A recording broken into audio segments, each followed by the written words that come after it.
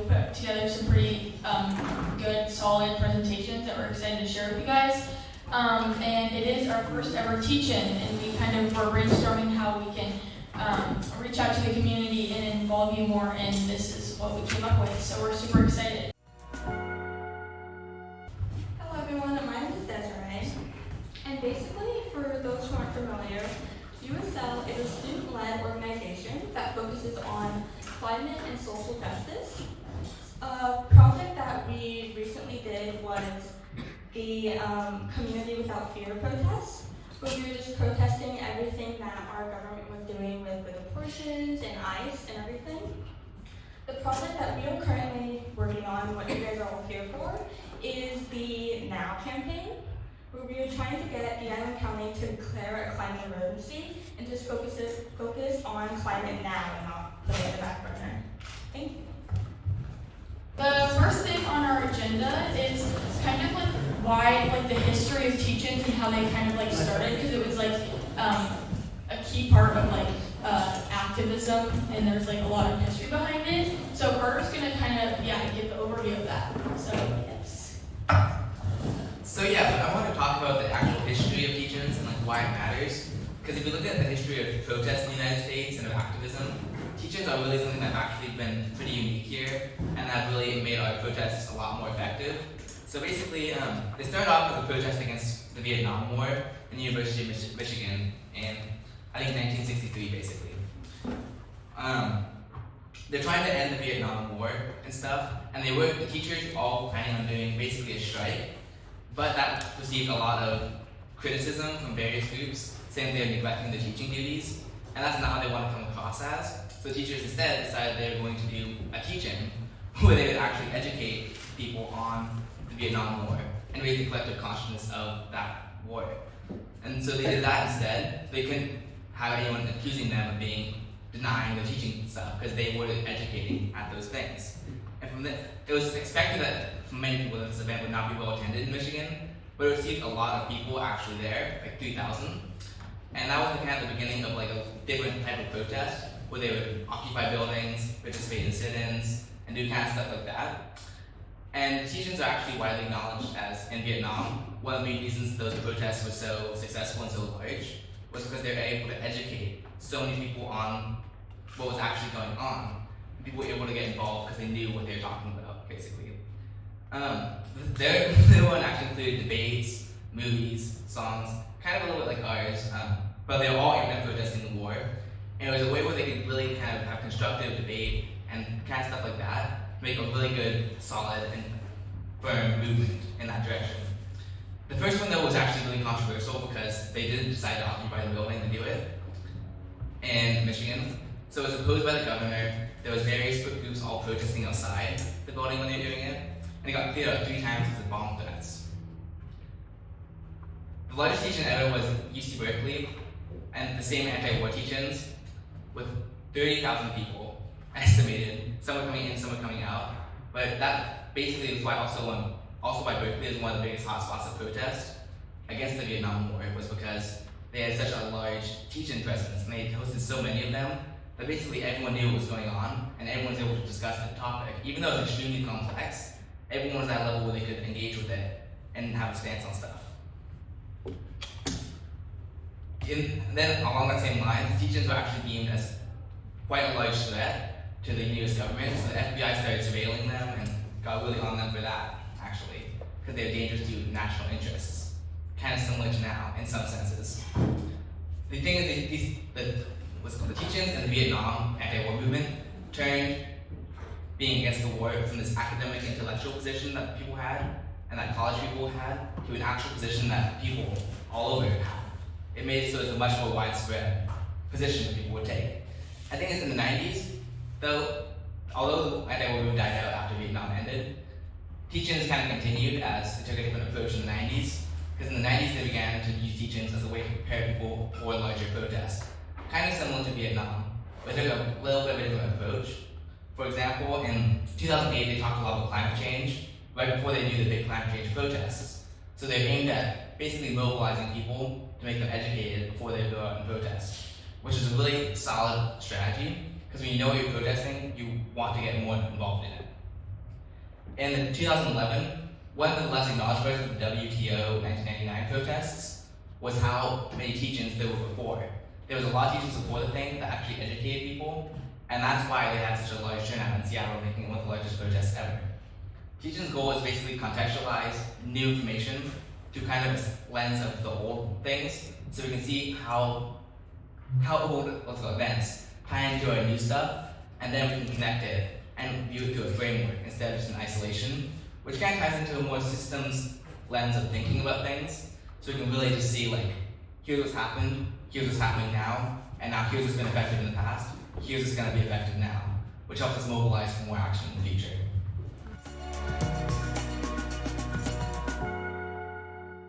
I feel like that's a really good way to like ground the conversation and kind of know all why we're here and like the benefits of them and how we can bring this into our own community and like push Island County for a climate emergency. Next up, we are going to hear from Silvia Hadnot. She is a guest speaker from Seattle. We're so excited to have them come and speak. Silvia Hadnot is a current environmental studies professor turned creative strategist, yoga teacher, and multidisciplinary educator. She is the founder of SEED, Sound and Energy Empowerment, where she guides individuals and communities through nervous system-informed practices that blend movement, breath, sound, and somatic storytelling. She also leads Has Everything & Co., a creative communication studio supporting sustainable storytelling and future-building brands. Silvia's work brings academia and ancestral wisdom, environmental justice, and embodied healing. Whether she's developing climate curriculum, teaching yoga, or facilitating workshops on energy empowerment, she invites people into deeper relationship with them, themselves, and with the earth. Okay, I'll pass it over to Silvia.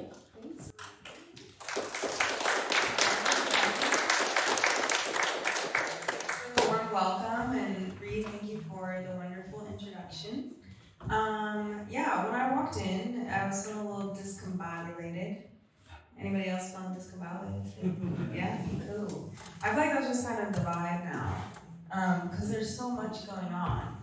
And I really appreciate all these now stickers. I didn't really know what that was about. And then I walked in and I asked the youth, what is this? And they were saying, well, the time for change is now. And I thought it was so cool because when I was writing up my notes, I actually wrote that the time for change, the best time to make change was yesterday. And the second best time is now. Reed mentioned that I am a yoga instructor, and I've been really enamored by Yoga Sutra 2.1 lately, which says that now the instruction of yoga begins. And I love yoga philosophy. I also love the physicality of it. And I won't talk too much about that, but the Yoga Sutras were written several thousand years ago, I think. I don't know, so maybe it was several hundred. Anybody yogi in the house that can correct me on that? Long time ago. Yeah, it was a long time ago, thank you. And yet, there's been this need for the change to happen now, even since several thousand years ago. And yet here we find ourselves in 2025, and the time for change is really, really, really now. Because, before, when the Yoga Sutras were first being written, it was a little bit easier at that time to pretend that there was more to be discovered, more to be taken, more to be exploited. And yet, we're in this position here in 2025 where our options are really adapt or die. And it's pretty severe. And as a millennial, it kind of hurts my feelings that I don't even know if I can have children. Because I'm not sure what the earth is going to look like in 20 years or 40 years. And, there's so much that's been taken away from me because of the time for change having been now for so long. And our challenges as a human species to make those changes now. There's so much that I may not do in my life that I dreamed of, that I've had to grieve, that the responsibility for the grief becomes mine, even though those things being taken away from me wasn't even my fault. And yet I have to do the grieving. And I look at, my young people here that are sitting next to me and how much they have to grieve. I don't even know if you had the same dreams that I did. Who knows? We could get into that later. But I don't even know what even is a white picket fence. I have no idea what that means. All right? So I want to talk to you all a little bit about some ways that we can make change now. Because for me, I am a climate educator. I got my start in climate and environmental work. Well, it really started when I was a little girl. And my dad built gardens everywhere we lived. And we were very housing insecure, so we lived different places a lot. But one thing I could always depend on is that there would be edible food. And I didn't really know how radical that was living in the city. It was just kind of like, it was normal because I was a kid and that was the way life was. We ate out of the garden. I also didn't know that it was because we couldn't afford to buy it from the grocery store. I just thought that the earth made food and we eat the food. And then eventually, there was a lot of chaos all the time. And so my first opportunities to learn meditation, which is really at the root of yoga practice, also came in the yard. I would sit out in the grass, and I don't know if you all have ever paid attention, but when you look at the grass, every single blade of grass moves one at a time. If you've never sat and looked at the grass for like 10 minutes, I would invite you to do that today. It's really beautiful out, it's a great day for it. Even when there's no wind, it'll just move. And I don't really know what they're doing, but it made me realize that they are alive too, and that they're there, and that we can always access them. So, I learned meditation because I made a promise to myself that I would never be bored or overwhelmed again. That promise was not kept. But I appreciated that I taught myself, or that the grass taught me how to meditate so young. And then eventually I went to college and I took an Indigenous history class. And Indigenous history is so intertwined with the land. And so I learned, there's like all these people that also believe that the land is alive. I don't know why more people don't talk about this, is what I thought at the time. And then I went to grad school, and then I met Derek, and then I became the co-president of E3 Washington, which is a statewide organization, and we provided a lot of resources for environmental education throughout the state. One of the, quote, biggest accomplishments of our time as co-presidents of that organization was, and you may be familiar with this, was Outdoor School for All legislation here in Washington State. And not only is it a mandate that all young people get to go outside for a little while and have outdoor school, but it's a funded mandate. You know how hard that is? Yeah, but I was a youth, and I did that thing. I think I was like 25 or something at the time, something like that. So when it comes to organizing, Carter shared with us a little bit about organizing and protesting history. We, think of people who are 25 and under as youth. And part of that is because there's so many elders in these movements as well. And also, when you're 25 and under, you're still kind of a youth, if you know what I mean. I still think I'm a youth, and I'm 25 plus 7 now. But anyway, the point here is, I've done a lot of things that are big accomplishments, and I have all these accolades and all this stuff that I can say on my LinkedIn that's really impressive.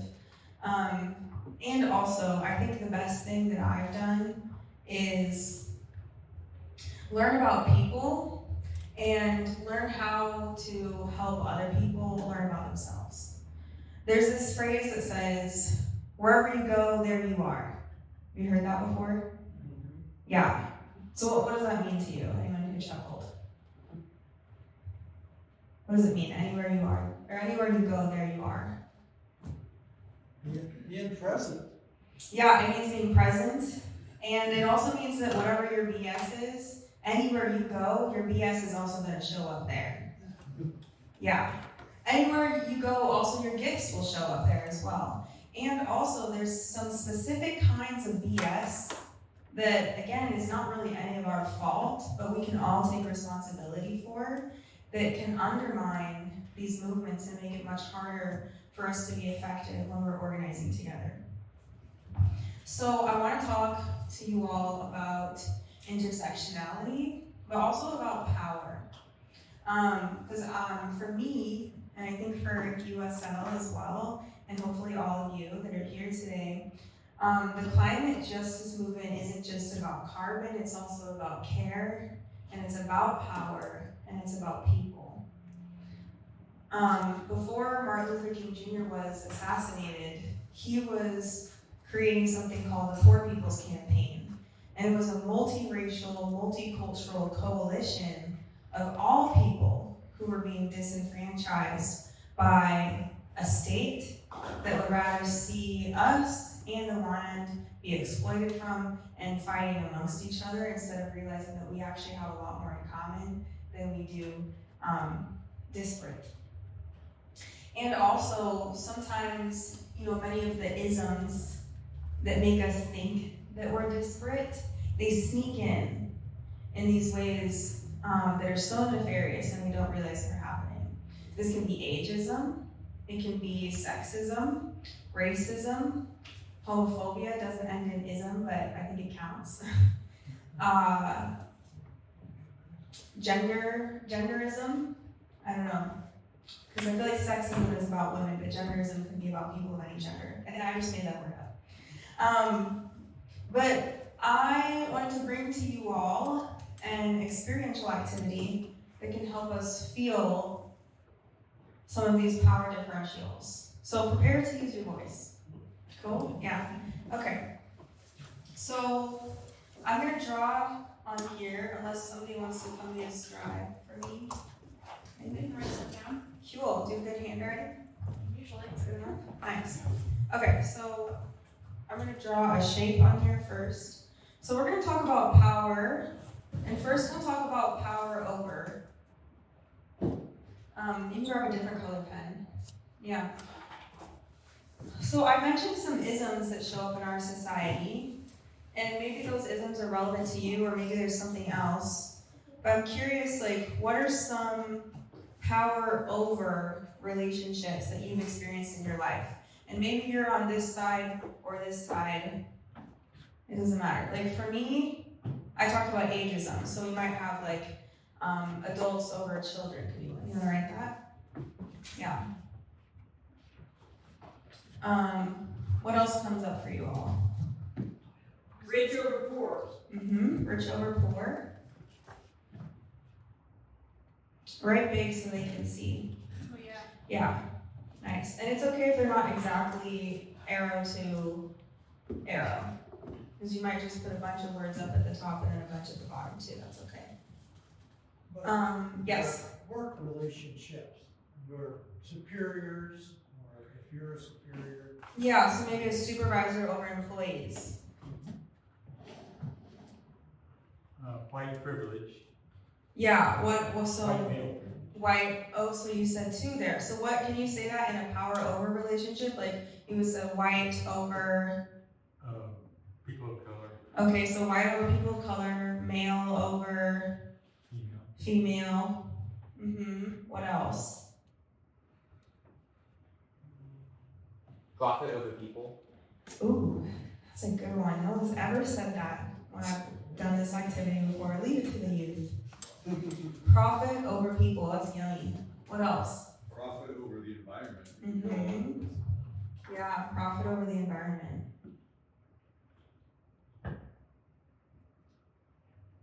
What else?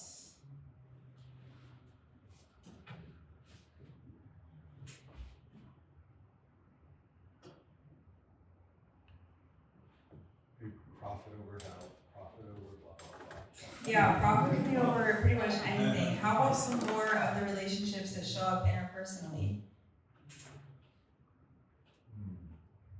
Able-bodied over the other able, or?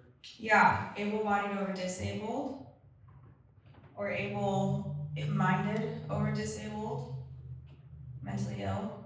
What else? The secular over the non-secular, Ooh, interesting. Secular over non-secular.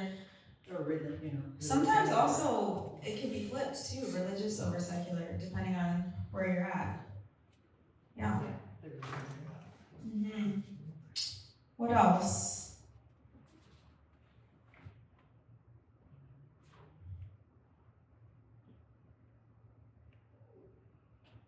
Humans over other species. Mm-hmm. Yep, humans over non-humans. Okay, I think we're kind of getting the idea with this, unless you all have any more that you need to say.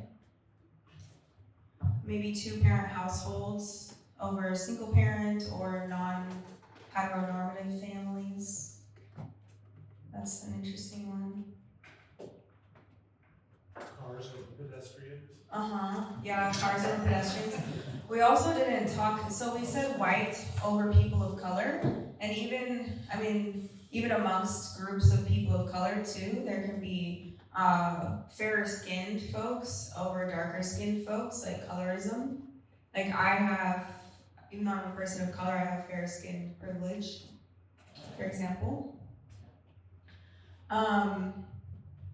Cool, okay, we have a lot of these. Do you want to grab a different color? Right. Will you remind me your name too? Kirsty, thank you. Nice work, Kirsty. What are some of the things that are often invisible? Maybe there are agreements or whatever that keep these structures in place. Constitution. The Constitution, interesting. What else? Tradition or status quo. Mm-hmm. Culture. Yeah. Policy. Laziness. Yeah. Education or lack thereof. Mm-hmm. Status. Yeah. And maybe also with laziness comes like comfortability. Right. Or indifference. Indifference. Afraid of change. Fear of change. And Kirsty said capitalism as well. Affluence, yeah. And we're kind of talking around this, but maybe like benefiting from these.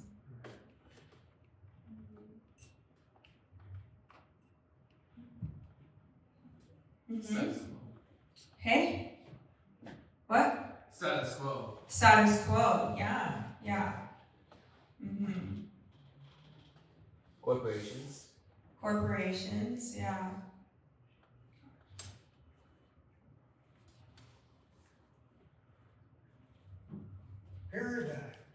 Paradigms. I think also the algorithms.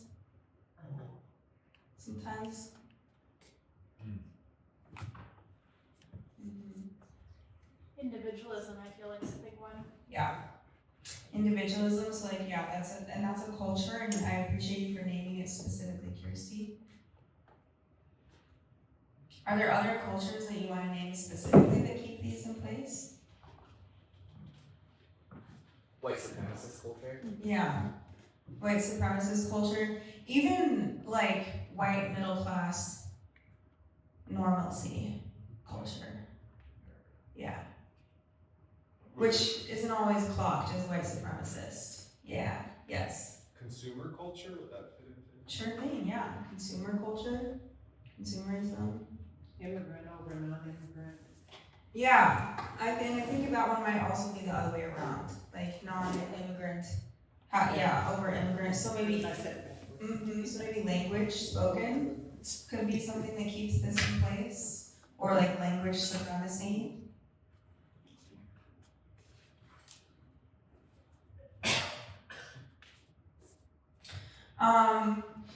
Okay, so down here,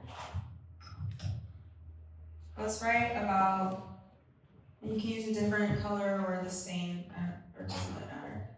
Yeah, pink is probably hard to read, but we could probably take a picture of this and then share it out. Yeah, right. Not bad. Thank you. Appreciate it. Okay, so what are some of the impacts on people when we're living in this experience? Trying to fit in. Trying to fit in. Yeah. So maybe changing yourself. Loneliness too. Loneliness. Mm-hmm. Exploitation. Yeah. Exploitation. Wage disparity. Say again? Wage disparity? Wage disparity. Yeah. And what does that do to you? What is the impact of wage disparity? Because you could argue that wage disparity in and of itself isn't necessarily bad. That which leads to desperation. And Yeah, when unfulfilled needs. Yeah, when the wages are so disparate that there's desperation, unfulfilled needs, hunger, homelessness. Destruction of the environment. And yeah, it does lead to destruction of the environment. And how so? Because I'm with you on that, and some people might say that's a big leap. Our air, our water, what we breathe, what we drink, all of the chemicals that are in this environment. Yeah, so the chemicals that come along with individualism culture, with consumerism culture, they go out into the environment. Derek? I feel like it creates competition. The inequality leads to this assumption that you have to try and be more to earn more, and then therefore consume more. Yeah, like a never-ending competition. Particularly at the top. Mhm. Yeah, so there's this never-ending competition, which then can also breed sensations of insecurity or real insecurity. What happens to some of the people up here? What's some of the impact on them? Well, Apathy. Apathy. What else? Anger. Anger. Mm-hmm. Say more. Why does this make these people angry? it isolates them from the rest Yeah. of the world. It does. They want to control. Yeah. And if you can't control, then you get ticked off. Right. Totally. Yes. It separates them from the communities below. So there's, with the isolation or loneliness, so that then they're like, it's us versus them. Yeah. Right. There's Yeah. a distorted sense of reality. Mm-hmm. Ignorance too, I feel like you don't see so much of the world from the top. You only see the rest of the top. Yeah. Yeah. Right. Does this sound like a world you want to live in? If it does, I think you're at the wrong teaching.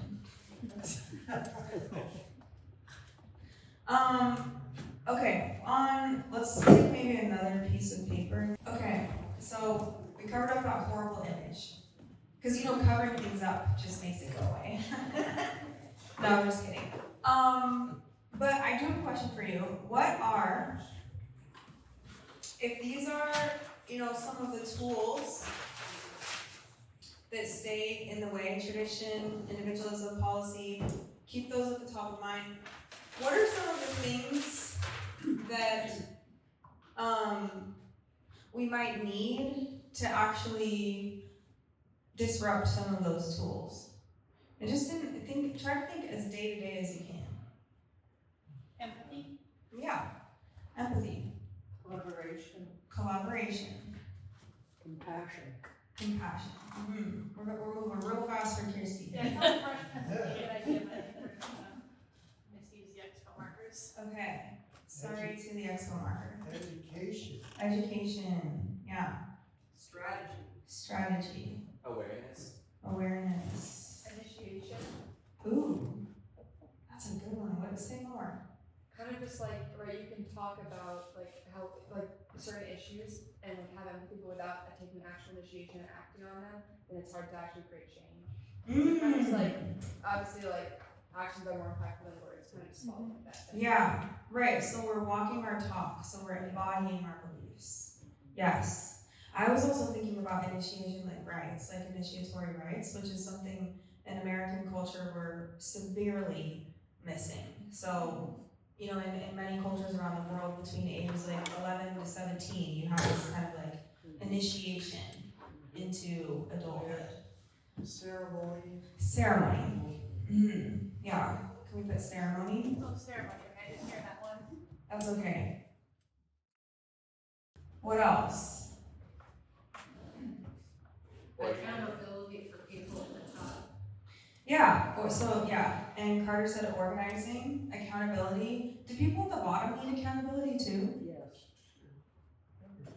I think so. Needs accountability. Yeah, I think we all need accountability. Creativity. Creativity. Yeah. That's so important. Hope. Hope. Joy.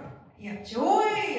See, I was gonna say, how do we get hope? A little bit of Joy. compassion.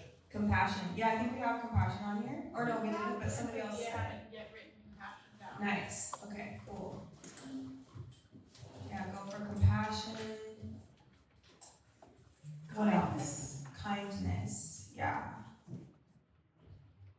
What about when people are not that kind to you, but you want to stay kind? Courage. Courage. I also think of a B word. Boundaries. Discernment. Discernment.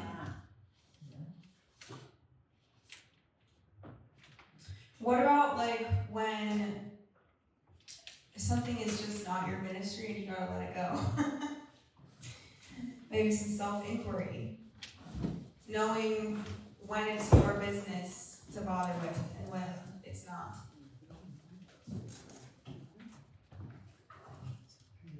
Discernment, boundaries, self-inquiry. Solidarity. Solidarity, yeah.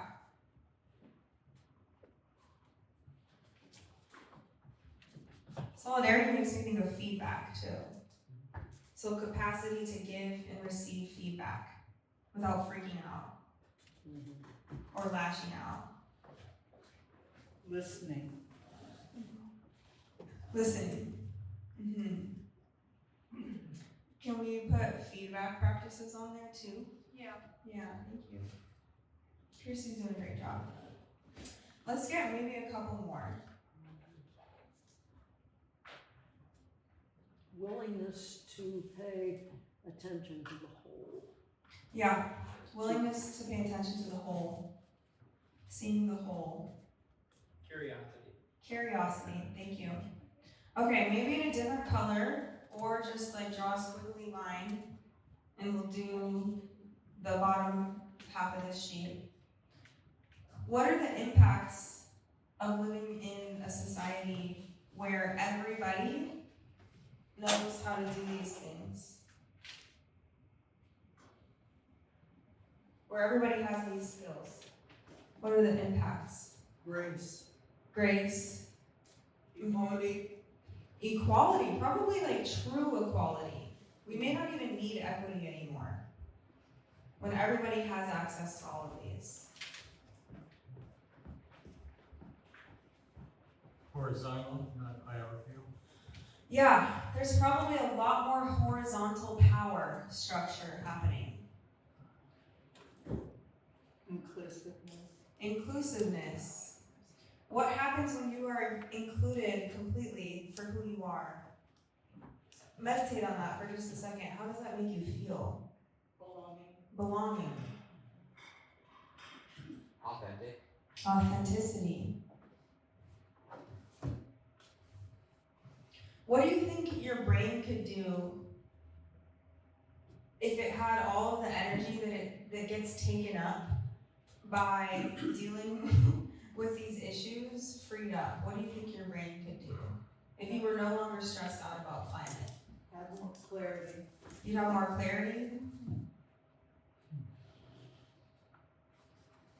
You could create. You could create. There might be more innovation.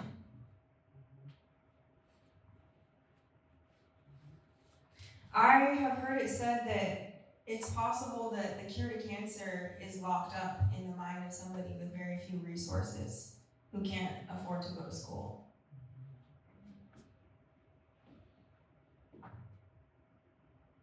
And yet, if we all had access to all of these things that we need in order to build different kinds of power structures, it's possible that that person's mind might get unlocked, which could probably be better for all of us.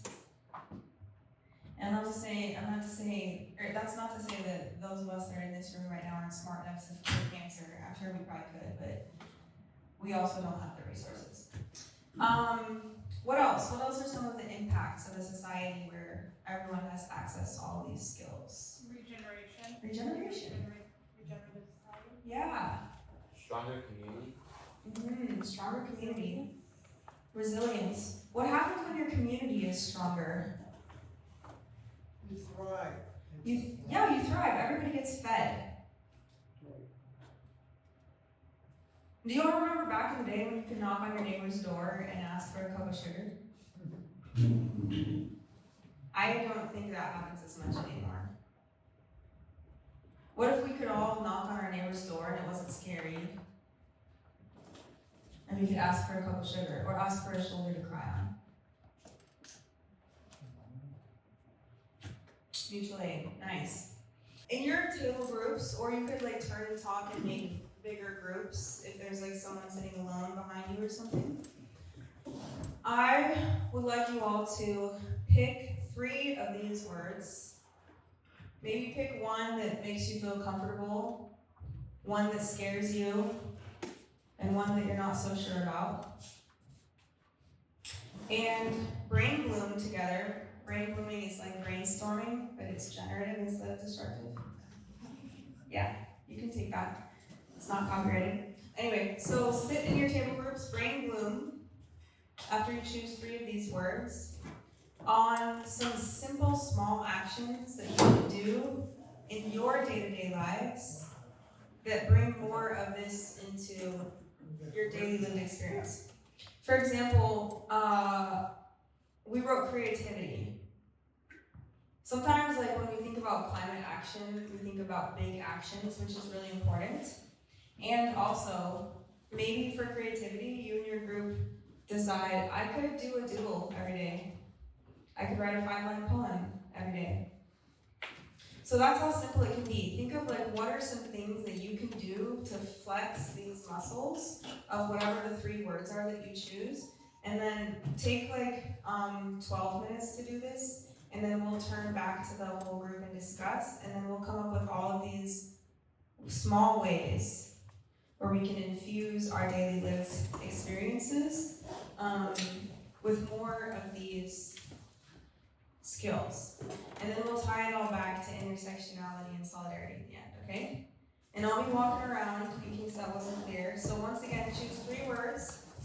Maybe one you're excited about, one that scares you, one you're not so sure of. And discuss some small ways to infuse your life. So, what are some of the things that came up for you all? And youth, if you want to go first, you're welcome and invited to. It's super important for us to listen to you all.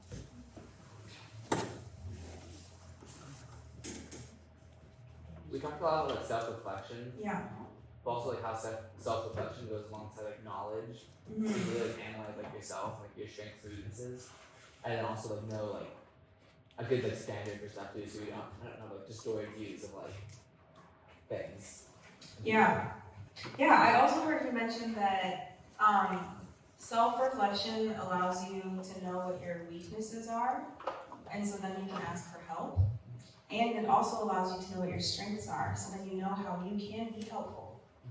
So self-inquiry to know how to ask for help and how to be helpful, I think that's really powerful.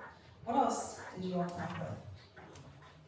When I talked about like gratitude, especially I guess in terms of kind of like ceremony and having like big things for everything, and not necessarily like having expectations, because in the comparison of actuality to expectations can kind of like rob you of joy. So it's kind of just important to like, appreciate life as it is and just like be thankful for literally everything, even though like kind of embedded in our culture, there's these expectations of, oh, like, someone has to do this, like, you don't have to say thank you to them, like, that's just their job, but just, like, I don't know, just showing appreciation. Yeah, daily gratitude.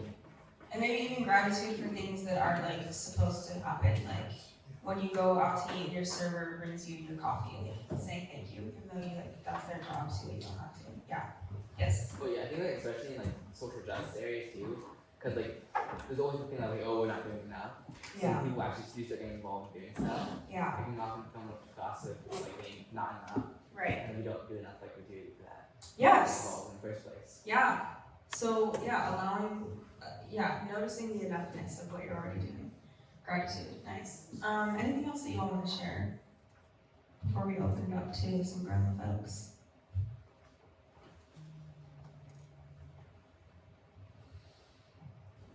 There was one more thing that you mentioned, now I can't remember what it is. Oh, like faith. Yeah, Or and hope. faith in our ability to create action as opposed to just believing that other people will do it. Yeah, so you talked about community-based hope versus individualistic hope. Like that I have hope that we can do it together versus I have hope that someone else will do it, so therefore I don't have to get involved. Yeah. How are you all, tall toddlers? I hope you all were in here, so you don't just think I disrespected you right now when I made that joke. Anyway, what came up for you all in your groups? What are your daily infusions of the work? Well, part of it was also about awareness, like it's like we were asking, we were talking about inclusiveness and how to step out of your comfort zone and what do we need to do to step out of our comfort zones and not see the other as the other. And Yeah. some of it is curiosity and compassion, and some of it is noticing if there's some primal feeling of lack of safety that's somehow preventing me from going outside my quote unquote tribe. Yeah, so inquiring, the self-inquiry around tribalism. And is that The whole notion of the other, really deep, going deep into inquiry. yeah, resisting tribalism within oneself, resisting othering within oneself. What else came up for you all?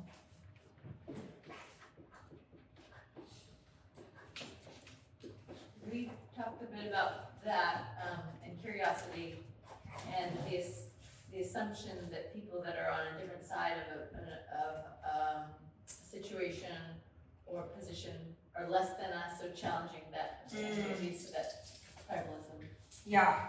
What their group talked about, but just it's not less educated, less compassionate, less that we can put a lot of labels on them. Yeah. So challenging that with curiosity, I guess. Yeah, challenging the biases that we carry with curiosity and the less than is us. That's a good one.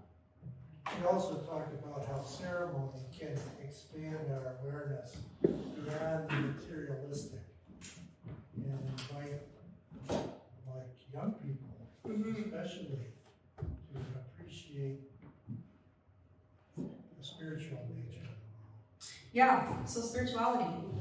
I mean, I'm a yoga teacher, so you ain't gotta tell me twice. I'm big on that too. Yes, spirituality. Young people, do you feel like you have spirituality in your lives?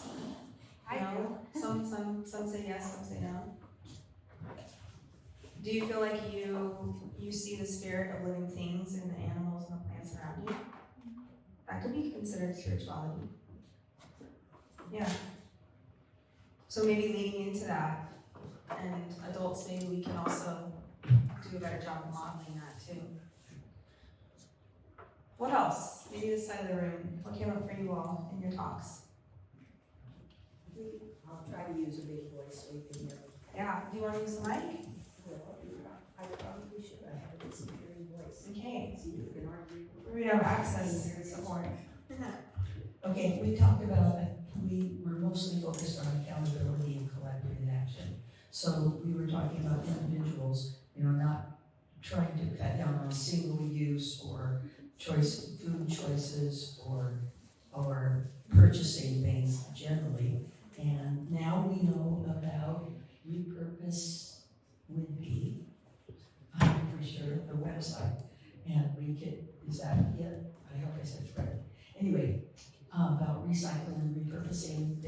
we already have when we're downsizing or eliminating things, and it was pointed out that eventually even those things will wear out, but people won't be purchasing more and more and more.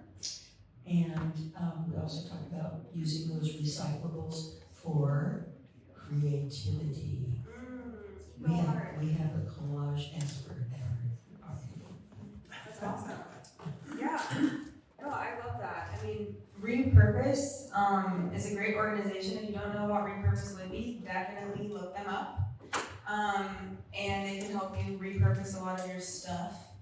And it's like a capital S in quotes stuff. Because we all have so much stuff.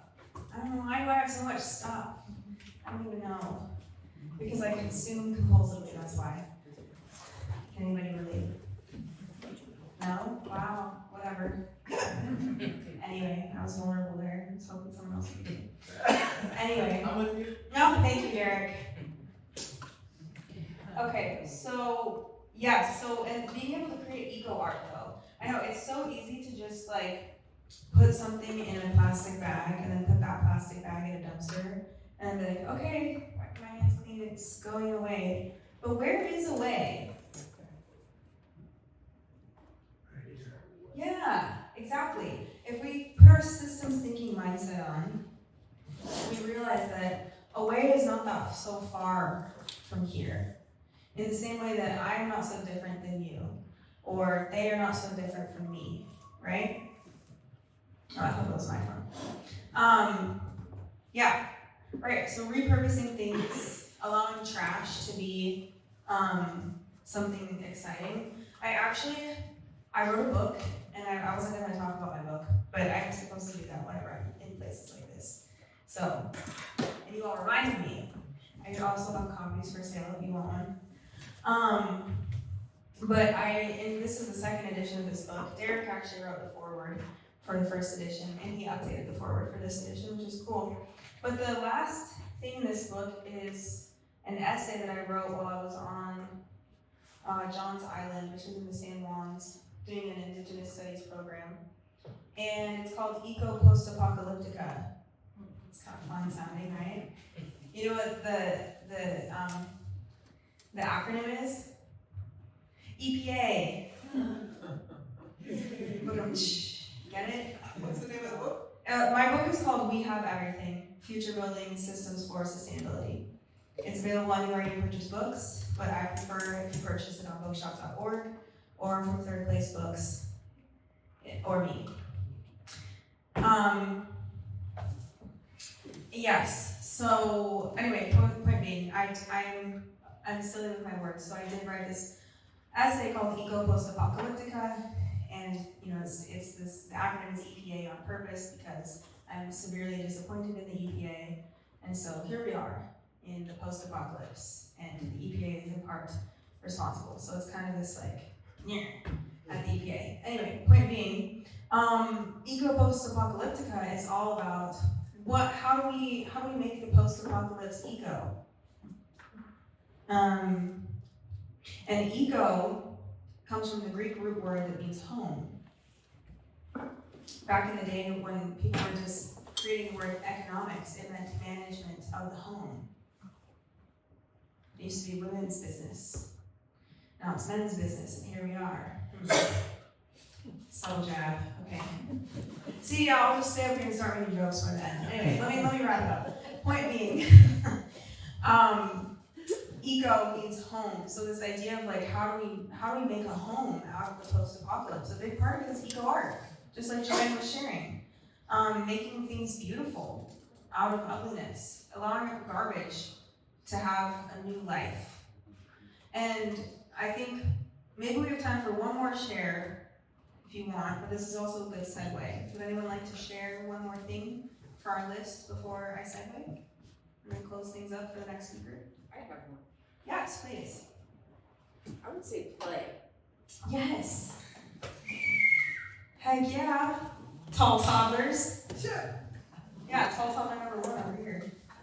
Although there's no competition. Yeah, play. Say more. Well, I mean, it's hand in hand with joy, right? So yeah. It's play by definition brings you joy. Yeah. whatever it Yes. is. Did you know you also learn better when you're playing? Yeah, right. When's the last time you played? Last night, board Yay. game night at Langley Library. Awesome. This morning. Okay, so board game night at Langley Library, is that every Sunday? The last Saturday of every month. Today's Sunday. Well, so the last Saturday of every month, you can go to Langley Board Game Night. How else can we play? Play with your dog. Yeah, that's literally what I was just thinking. I was like, tickle your dog. Dogs love play. Yeah, simply smiling. Anything you bring joy to. Mhm. Yes, yeah, totally. And just be outdoors. Like, I feel like a lot of times we're like, okay, we're gonna go on a walk, we're gonna hike, we're gonna get somewhere as fast as possible. Right. Right? And just let go of that a little bit. Right. And just like wander. Be present. Yeah. So I also finished this essay when I was at this land in Darrington, and it's like off grid, off the map. But anyway, point being, there's this cabin, there's no running water or woods, and I was sitting there with my former intern turned friend, Rebecca, and all of a sudden all this cotton started falling from the sky, and we were just sitting there talking about being young women, and I was like, wow, we're like, all of a sudden we're in a Miyazaki film, and like, we were just outside sitting, being present, playing, and then the universe was like, let's turn this into magic, and it just felt like the fairies came and showed up. So, you never know what's gonna happen when you just go sit outside. It's pretty awesome. Okay, so that was also a good segue. Garbage. We were talking about garbage. And allowing garbage to become something that has a second life through eco-art. Sometimes some people have been considered garbage by society. All right, like when we look at these power structures, there's people down here, they get like thrown away. They get pushed out to such severe edges of marginalization in society that they're basically treated like garbage. This could be someone with several intersections of many of these identities that we wrote, perhaps a disabled child who is also a laborer and poor and forgotten about. Maybe that young person is thought of or seen as garbage or just not even seen. Just like sometimes we don't see the garbage that people litter with. And so this concept and this mindset of eco-art, it can also support us when we're thinking about our relationships with people that we might actually be in power over relationships with.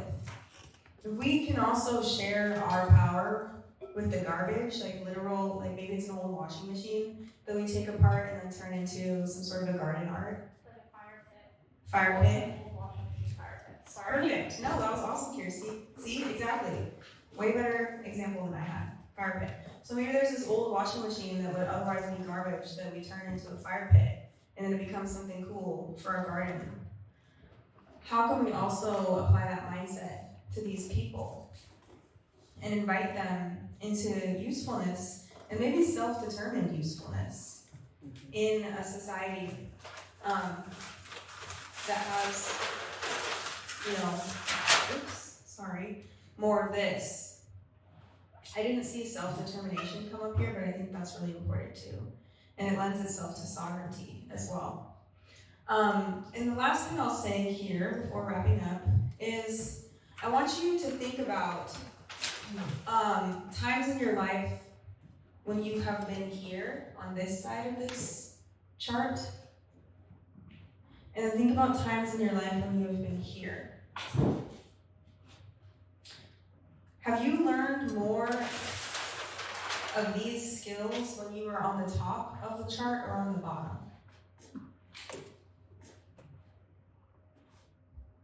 Probably the bottom, right? These skills become survival mechanisms for people on the bottom. For that poor, disabled, laboring child, they're not going to make it if they don't have these things. For them, adapt or die means adapt by accessing these skills. So I say that to say that it is likely the people in your life where you are in this position over them have a lot to teach you about those skills.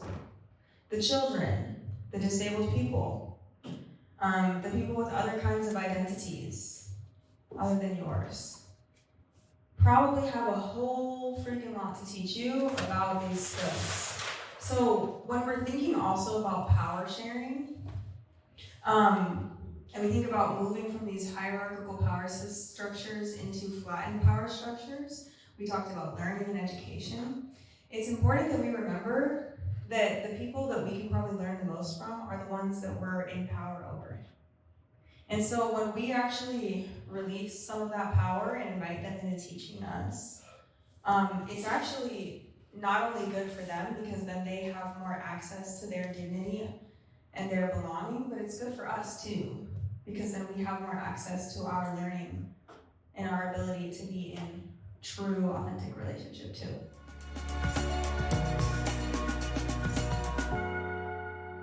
Next up, we're going to hear from Audrey Gmerek. Audrey Gmerek is an incoming sophomore at Brown University and graduate of South Whitby High School. Audrey has been actively involved in student-led climate organizing for several years, serving as a core member of United Student Leaders. This work has included both local and national initiatives, such as her role as introducing the Vice President Kamala Harris at the Clean School Bus Program event. In addition to climate activism, she has worked to advance educational reform and elevate student voice, serving as the student representative on the South Whitby School District Board.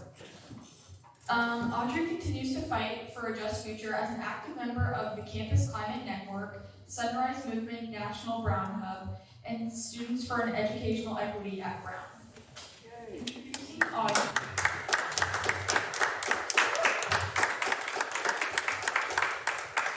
Hi, I'm super excited to be here today. It's great to reconnect with USL. Since past year I've been on the other side of the country. I also want to say thank you to Silvia for her speech earlier. That was amazing. And I really loved how interactive it was and just thinking critically. Right now it can feel really overwhelming and kind of consuming to see all these headlines from everything from attacks on immigration, funding genocide, climate disasters, dismantling the education system, that it's hard to know what exactly we should focus on and channel our energy into.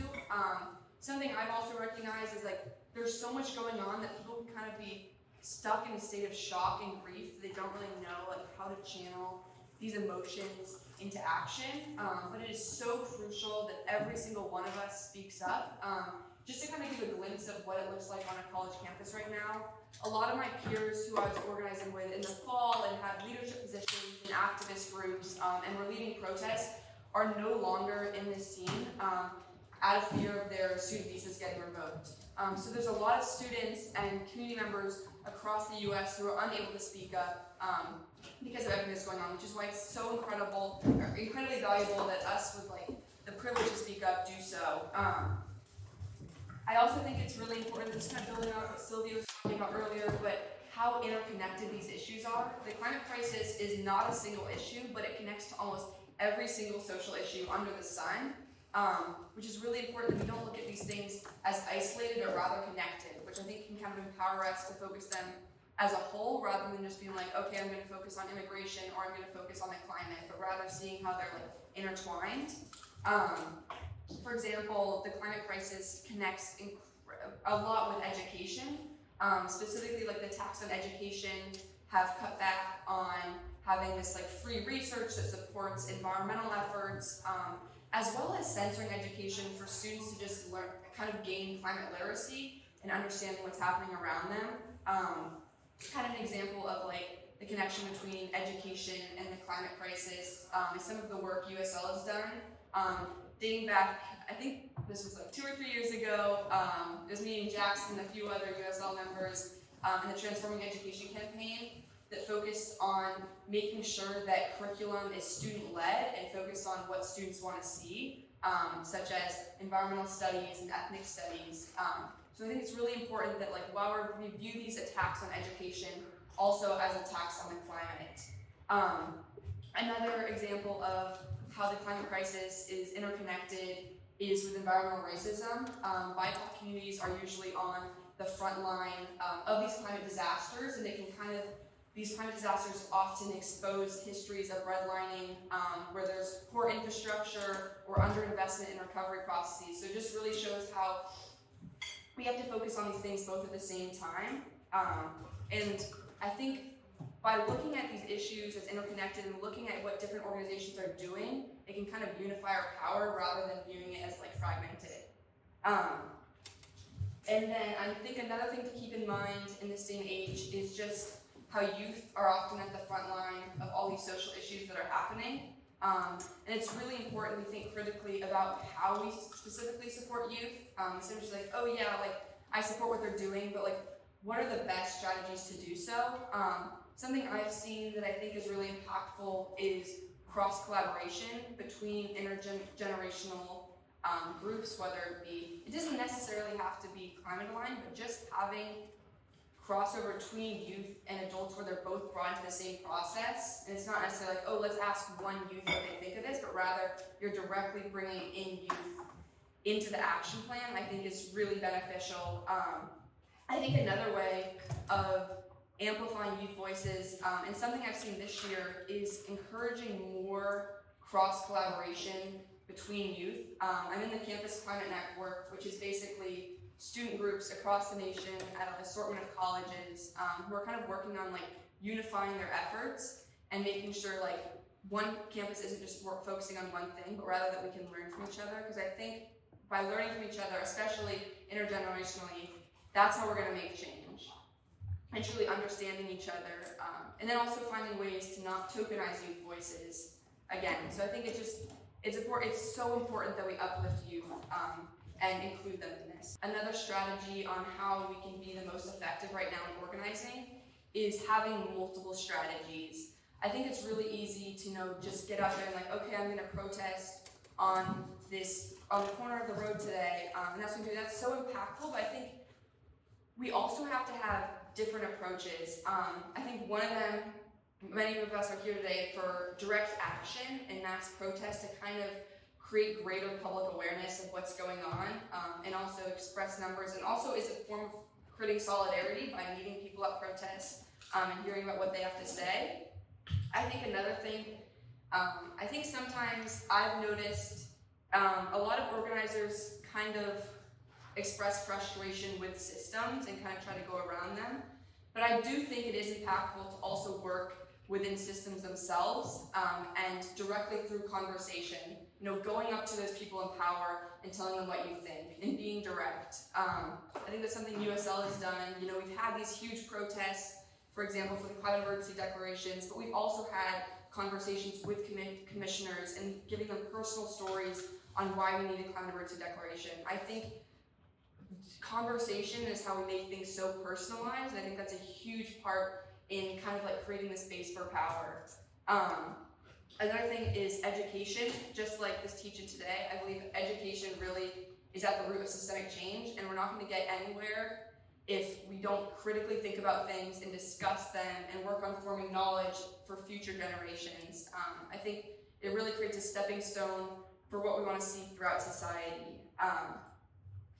I also think right now, like, we don't know what the political climate's going to even look like tomorrow, which is why multiple strategies are so important. I guess another example I've had this year is I spent the fall semester working on getting Brown to disassociate from fossil-funded research. And then right as we were really gaining momentum for that, Trump cut pretty much all public research funding. So like, there was no way we were going to get the university to cut more research funding. So we kind of had to step back and say like, okay, how do we channel our momentum for this? Not let go of this, because this is so important to us, but how do we find other ways to kind of channel this momentum into other things we're passionate about the climate. So I think that's why it's important that it's not, you can't just really have one approach, but it's important to have multiple angles. And I think that's also important for inclusivity and ensuring that like everyone can get involved in the ways it's most meaningful for them and really uses their strengths. A really important part of organizing, while it's hard, is recognizing weaknesses in our organizing strategies. again, that's something I've kind of reflected on this year, specifically echo chambers, and it's made me reflect on like, a lot of times in Whitby, we can almost kind of operate in an echo chamber, especially on South Whitby, where we'll hold protests or we'll put things out online, but they kind of only reach the same bubble of people, and it's like, how do we channel this passion that people have and this energy into a greater community and onto the national level? I've also noticed this like on college campuses where we'll hold like a weekly protest, but it's really only reaching the same students on already a fairly liberal campus. So like, how do we create permanent national change and expand beyond these bubbles? I think one great way, again, is collaboration. Collaboration is so key. We can't just focus on what's going on within our organization, but rather branching out, hearing from other communities, and just focusing on that. Again, also, I think just doing things in public and in person is so important, especially on social media.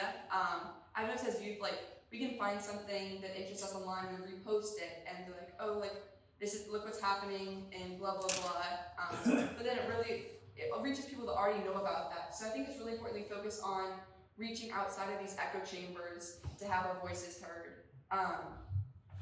Lastly, another challenge I think I've personally faced this year is like, what do we focus on? You know, we have these huge things happening on the national level, but right, we also have a community here, and there's ways to make change here. Like, we've already made a lot of progress with the city of Laney declaring climate emergency, and then pushing the county.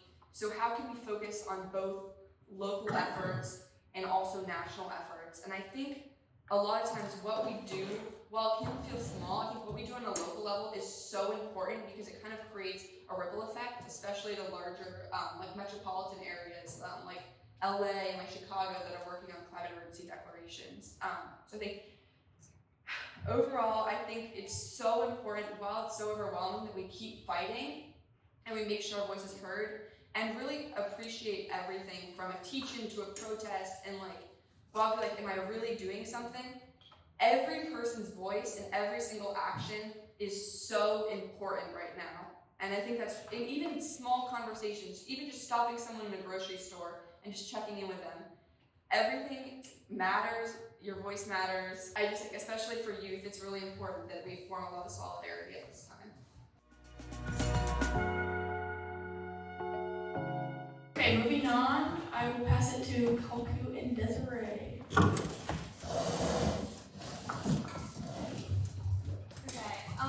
So Kalku and I are going to teach you guys about the history of chanting, what USL and all other protest movements do.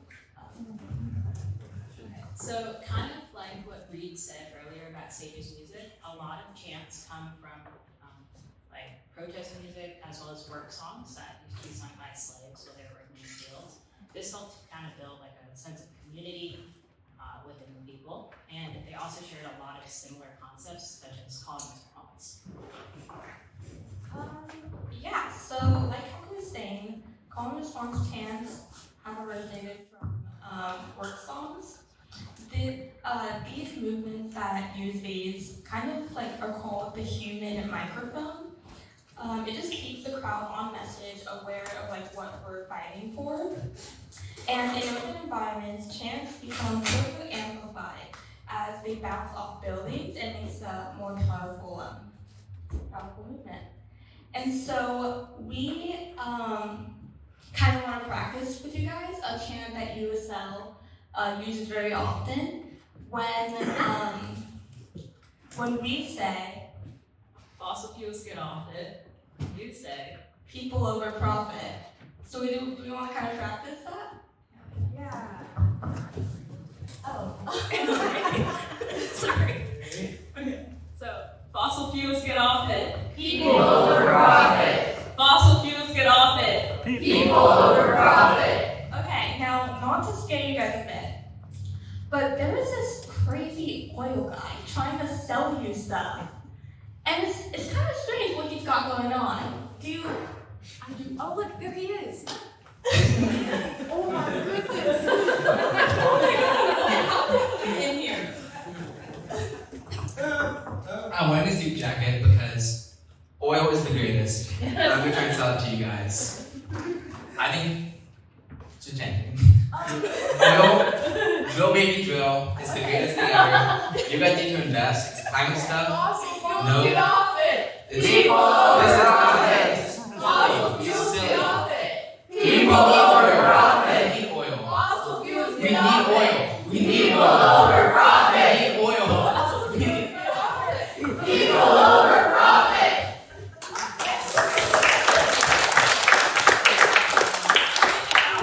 Great. I think that kind of shows you guys how powerful we all can be united as a group and how we can really make a difference.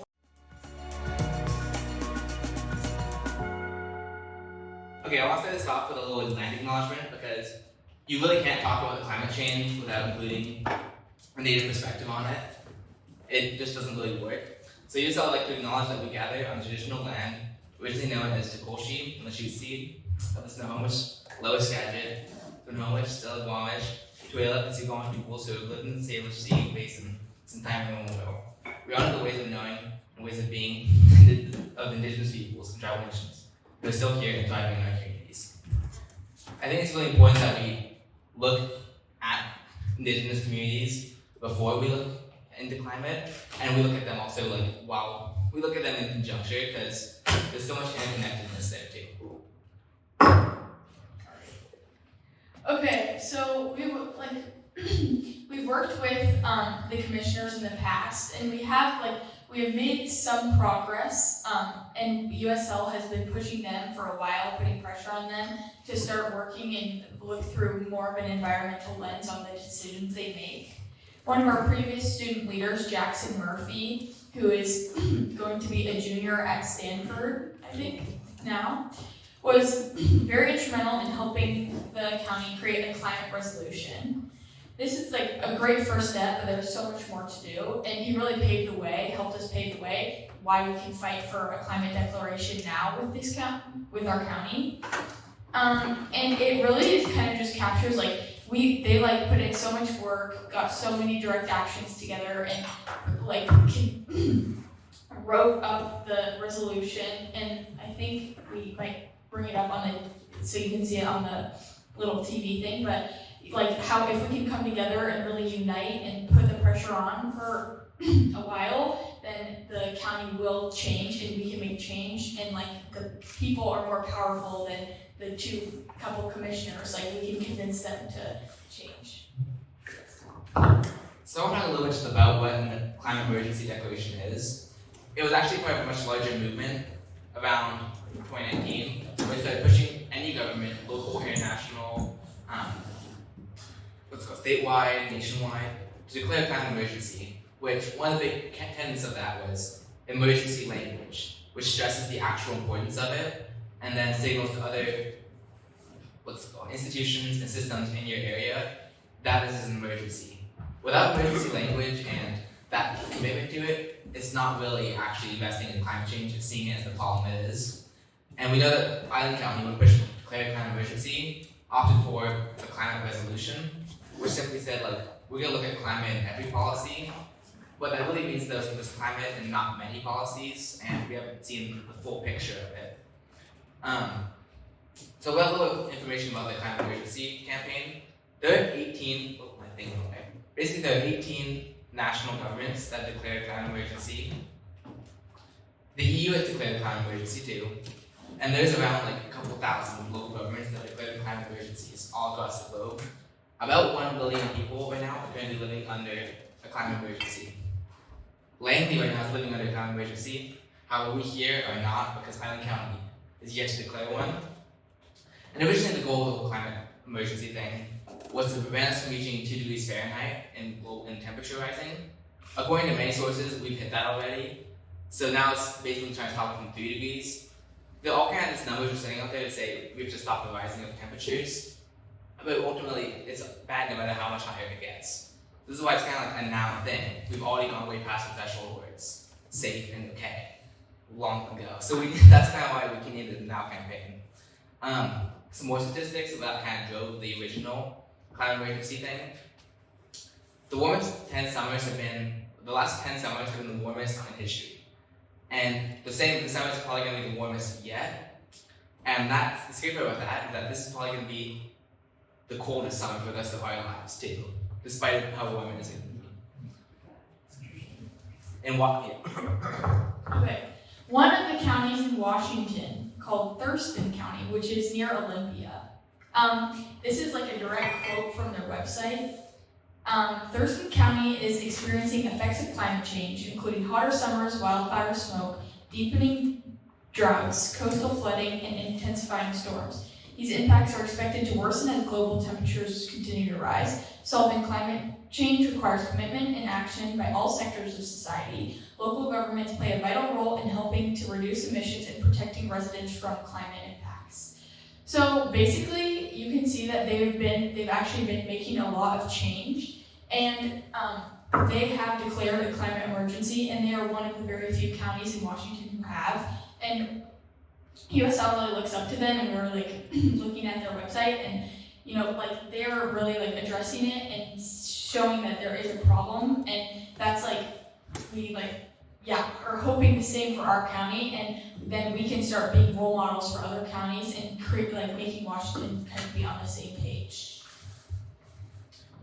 Yeah, like looking at our county and examining climate and how much effect it has right now, and looking at CO2 emissions, it's really hard to get an exact number because we actually aren't really looking into it. Like, we have a couple small numbers, mostly the numbers that are just required though by the EPA and other governments. That's kind of like what a lot of the global governments do when they look at climate policies without a natural emergency. They just look at complacency, which we need far more than just being complicit with the bare minimum of state policy. We need actual investigation into how are roads, how is this road system making more CO2 emissions? Are the speed limits here at a good rate to be able to stop braking and pedaling of the cars? Are we looking at how our watersheds are being impacted? Are we making too much road here? Is there a way we can do this greener? And for that, we've really been advocating for a county committee to look into all these things. But the commissioners have simply said that they are doing climate policies, which supposedly means that they are investigating it, which is doubted. So some more statistics. In Washington, we've seen record numbers of wildfires recently, which some say it's not climate change, but it is. If we look also at our watersheds and our water levels, we pretty consistently rank poorly. Right now, we used to be a lot of moderate on our water levels for all the recent strokes increase in the area. Now there's a couple good ones, but there's also a lot more bad. So there's a bit of nuance, but ultimately we're still fairly not great in our water quality as a result from climate change, essentially. We expect to see around 1 to 3 feet, as stated in the resolution, 1 to 3 feet of sea level rise by 2100 in our communities, which is crazy to look at and how that would affect us. And that's what they acknowledge in the actual resolution, yes. The county acknowledges that, yet they do not consider that to be an emergency level threat yet, apparently. Another thing I want to point out. Another stat that I found is that the U.S. is a country that produces a lot of waste and is not helping the climate really at all. And only 13% of the U.S. population lives in a region that has declared a climate emergency. So this kind of shows that change will come by county to county, especially when the state and federal governments cannot be counted on, especially now with this administration. And it's important to hold each other accountable in our local governments when that's stuff that we feel is in our grasp and we can start chipping away at. And a total of 2,366 jurisdictions in 40 different countries have declared a climate emergency. And it has been estimated by 2050 that the declarations just in the UK will have spared the planet's atmosphere approximately to 25 billion tons of CO2 equivalents. So it can create a lot more change than we think if we're all united about it. The other thing I want to look to, because our little thing was called why and where we are, that's kind of the where we are with our climate emergency. The other question is why exactly? Well, if we want to look at who's actually emitting CO2, 80% of global emissions come from 57 countries. I think that's a statistic that's been really sent out a lot, and a lot of people hear about it. But if you actually take the time to think about it, that is so little people doing so much for the climate and doing so much harm for people. That's like something crazy just let sink in. So we have to like look at actually where the problem's coming from. It's good to have like individual solutions for some things, like recycling and that kind of stuff. But if we want to look at the actual CO2, we need to really look at a systems approach to it and see where is this coming from and how do we stop it. And that's kind of why I think it's really important to pressure our governments to actually go after these corporations that are doing this, hold them accountable, and pursue policies that actually push back on us at this point. Yeah, and then we just like kind of to end our little spiel was just think about or talk to a partner of like what like because the commissioners say like, oh yeah, we have climate in all policies, like we're doing just fine, and then they also say that there's going to be 3-foot sea level rise. So like think about what you guys could do and what we can do to like start pressuring the county as well as the direct action that we're hoping for in the summer.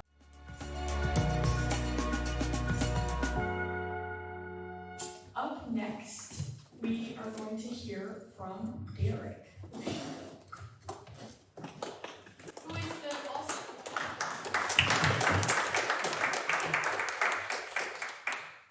He is also the mentor for USL. Comes to all of our meetings, really guides us, and we would not be able to do this without him. And yeah, you've been a really, like, very good guide for the work we do, so thank you. Thank you, Reed. All right, let's give it up, a round of applause for the United Student Leaders.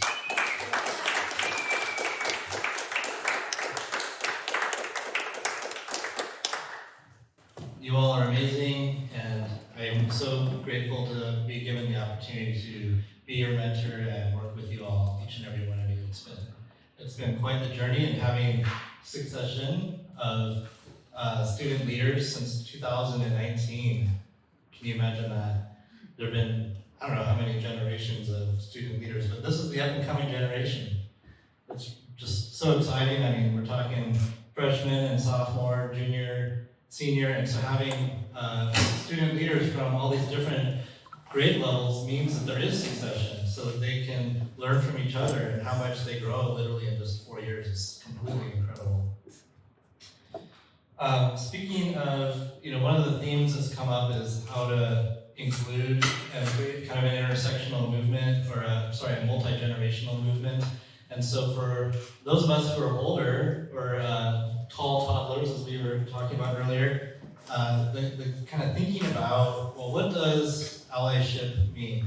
What does it mean for an adult to be, I wonder if the battery is really dead on this.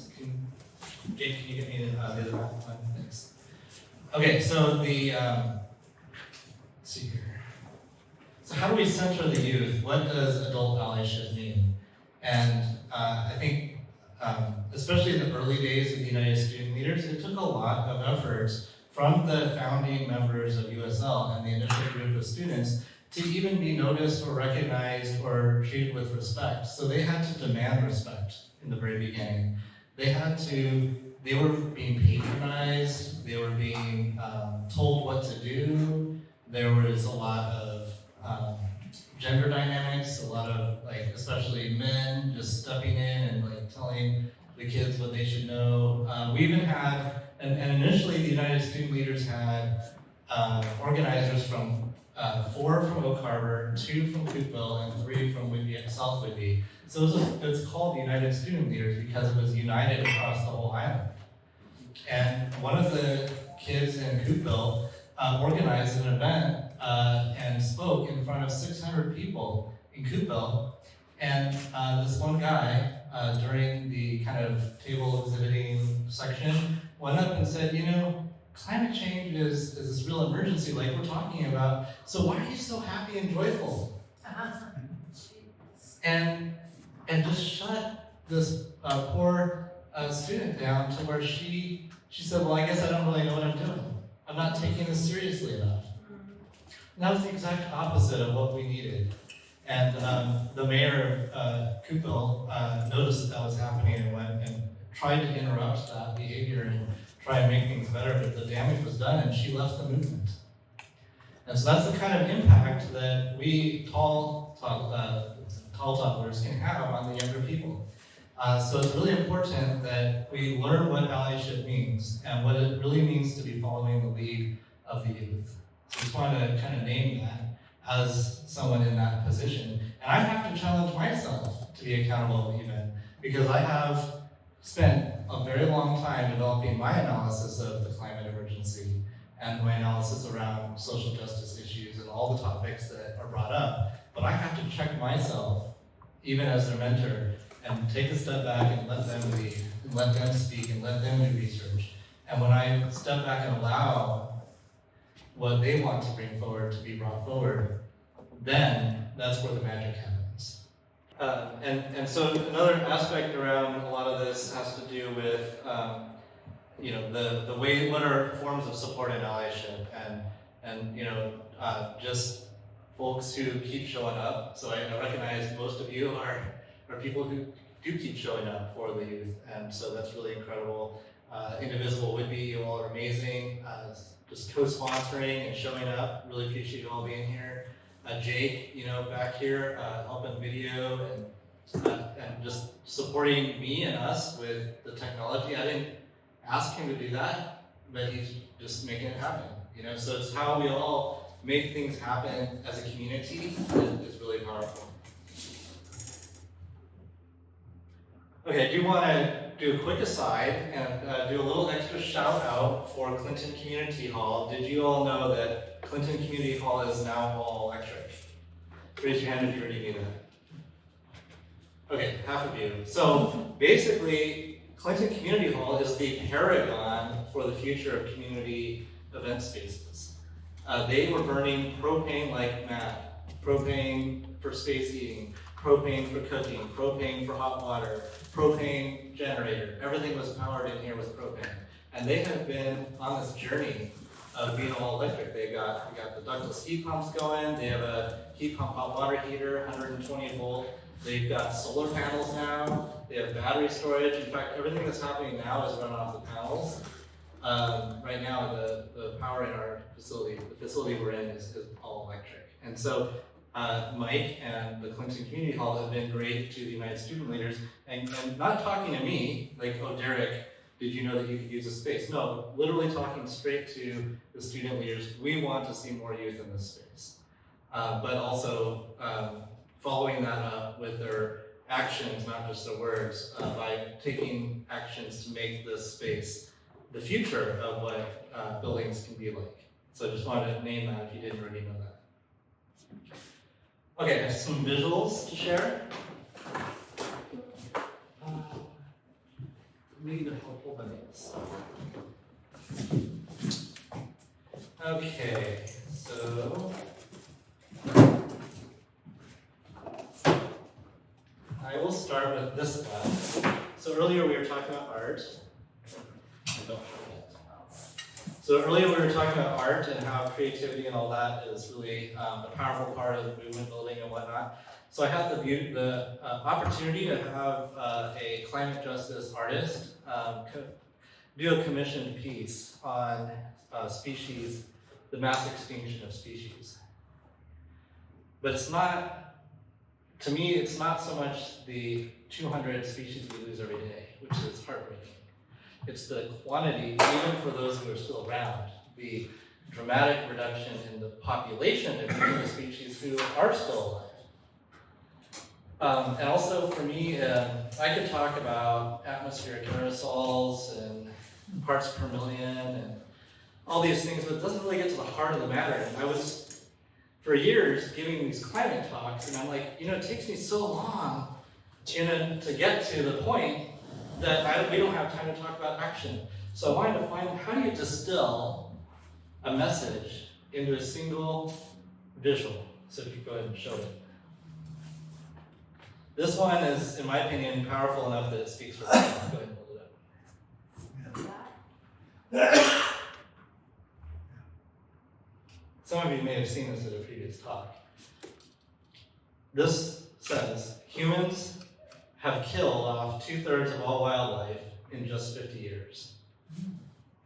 and it has the close to killing crossed out, and then it says have killed. When I developed this, it was 2019. Sorry, 2017. And then when I revised it, it was 2020. That means we went from like 58% to 70% in like 5 years for species that have been here for millions of years. So when we talk about the climate emergency and the impacts that we're having on life, it's on a different scale altogether than just arguing about whether or not we have a pipeline, or arguing about whether the EPA should be funded, or all these things. We're way off track. It's not just, oh, we'll just change a few things around here and call it good. We'll put some LED streetlights and call that good. We'll recycle 5% of the plastic and call that good. It's not remotely enough. So I just wanted to share that one. Thank you.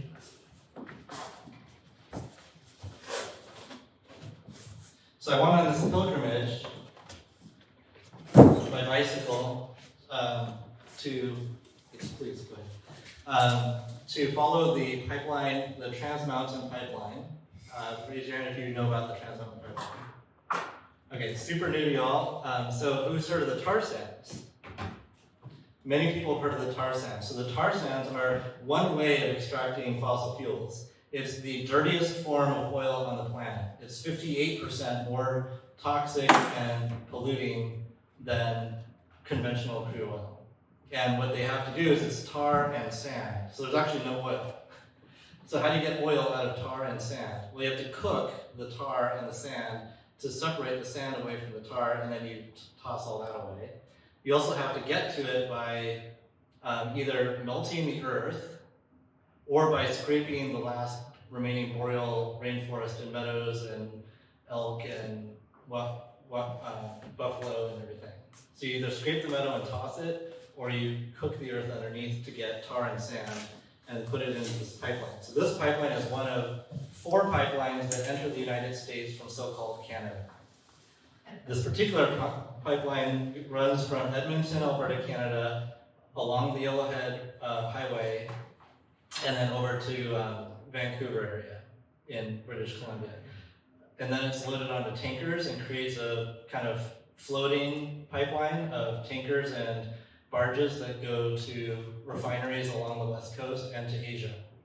There's also a physical pipeline that runs, it's called the Puget Sound Pipeline, that runs into Washington and to the refineries in Ferndale. There's 2 refineries in Ferndale and 2 refineries in, what do you call it?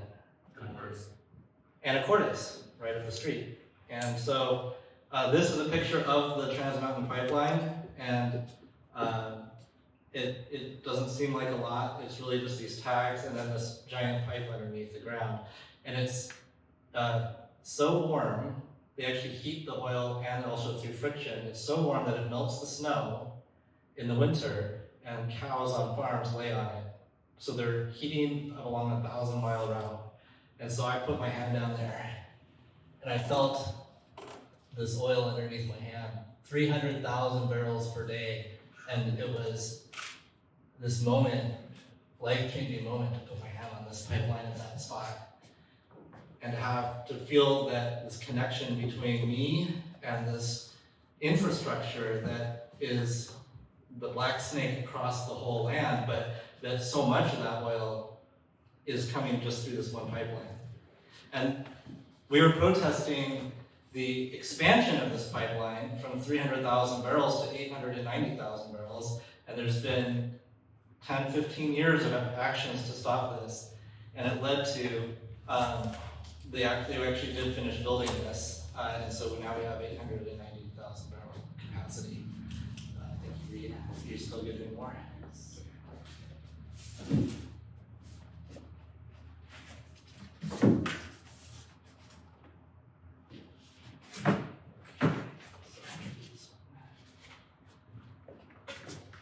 So this woman is Jean Lumcourt from the Fort McKay First Nation, and she's talking with us about how their entire nation is now surrounded by tar sands on 3 sides, and in the winter, when the snow comes and the ice, then they're completely surrounded and they can't get out except for through one road. And they live close to this refinery and all the kind of tar sands operations. The tar sands is the largest industrial project on the planet. It's the size of the United Kingdom. And at one point, she was talking about how, well, I could tell all these stories forever. I'm going to try and cut it short. The one story that really got me was that in her community, they don't drink the water, and they don't bathe their children in the water. So they have to buy bottled water, ship it in, and then they bathe their children in that. Because the water coming out of the tap is so toxic that it burns their skin. They get lesions and burns. And I was like, kind of, being professional, trying to like video this, take pictures, listen as a, on this tour with her. So I wasn't really listening to what she was saying until near the end. And I said, I have to go to the bathroom. Could I use your bathroom? And she's like, oh yeah, just go upstairs, go ahead. Went into the bathroom, went to go wash my hands. Am I going to put my hands in that water? The people here live with this water all the time. I have the privilege of not washing my hands today because I can go into town and wash my hands at the gas station. Irony. So that's some of this. Talk about the smell. Yeah, I can do that next. So this is a picture of the bicyclists biking around the so-called reclamation loop where they are doing all these restoration projects, and they've recovered 0.015% of the land in areas that weren't actually extraction sites. These were just disturbed areas. But it's a 45-minute loop by bicycle, and here they are biking in what you think is rain, but that's actually fallout. It doesn't the tar sands operation is so significant that it creates its own weather. So when we were biking up from Edmonton, we got within 200 miles, you could see it was just like Mordor. This like cloud of lightning all the time above this area. And then we get in there, then it's raining, but that's fallout. So that by the time the bicyclists got around, the shellac on Phil's handlebars had melted off. That's just in 45 minutes. But they were spiritually damaged by the experience of biking through this. When they arrived back, they had been changed. When they got back to our base, where our support vehicle was. I could again talk forever. I'm trying to bring this to a conclusion here. Oh yeah, so the smell. It's a full sensory experience being there. It's you can hear the tar sands, you can smell the tar sands, you can taste it, you can see it. The hearing, they have these cannons that are firing, they fire cannons off 24 hours a day, 7 days a week. Because if a bird lands in the tailing pond, it dies. So to scare the birds off, their solution to killing birds is to fire cannons off 24 hours a day, 7 days a week. And then they put these plastic dummies in the tailings ponds, also scarecrow dummies. It's really a haunting place. And yes, it smells horrible. If you've ever been by the oil refinery, 8 times 10. Okay, so then here's the Athabasca Glacier. This glacier has receded from up there all the way down here. And then we had to hike in along its own little pilgrimage about 2 miles out. And they have these markers showing that this is where the ice was in 1900. In 1950, and you just keep on walking. Then you hit 1980, and you keep on walking. 2005, and you keep on walking, and it's all the way back to here. This glacier feeds all the tar sands operations aside from groundwater. And now there's fires in Manitoba, if you've seen about this, and then right after this pilgrimage, we went in September. In May, the entire place almost burned to the ground. In fact, about a fourth of Fort McMurray, which is the largest city in the area, burned to the ground. In the largest and most costly wildfire in Canadian history. And the reason it did that is because they've been draining the wetlands. And so they pump the water out and it lets all the stuff above get dry, and then it can spark like that. Also in May, there should still be snow and ice on the ground. In April, actually, and then in May. So you shouldn't have, and then it was 90 degrees Fahrenheit in northern Alberta when it should be frozen because of polar amplification, or sorry, is it polar amplification, the dynamic that leads to the caps warm faster than the temperatures.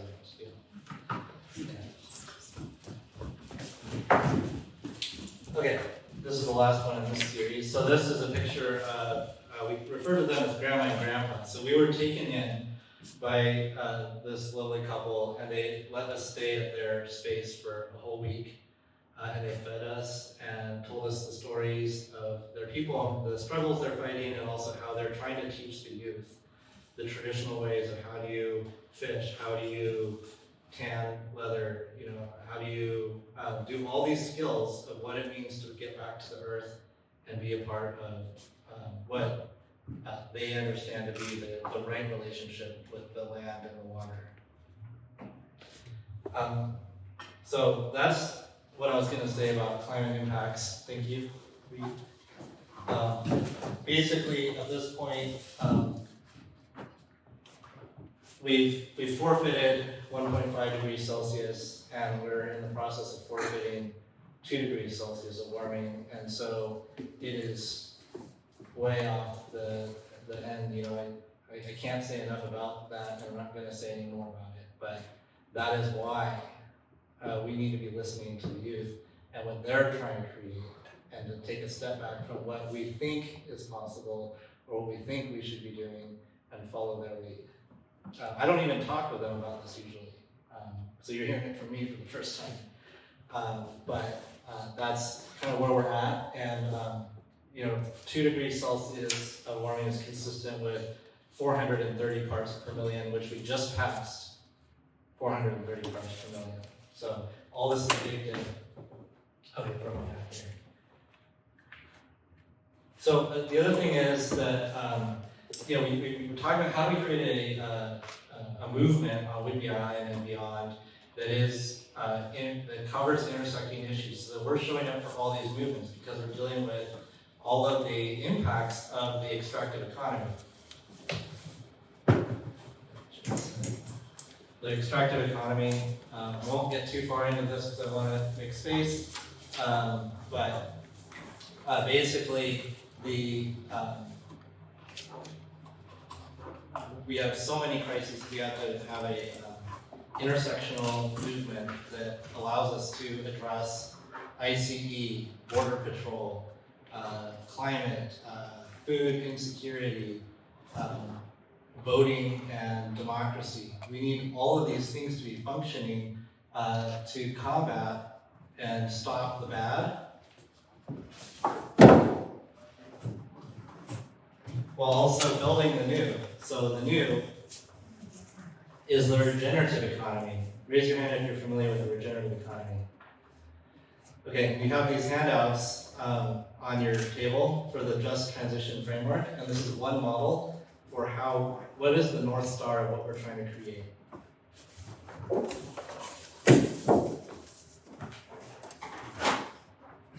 So the model here, all the arrows, if you see an arrow on here, that is a strategy for one of 7 strategies to get us from the extractive economy to the regenerative economy.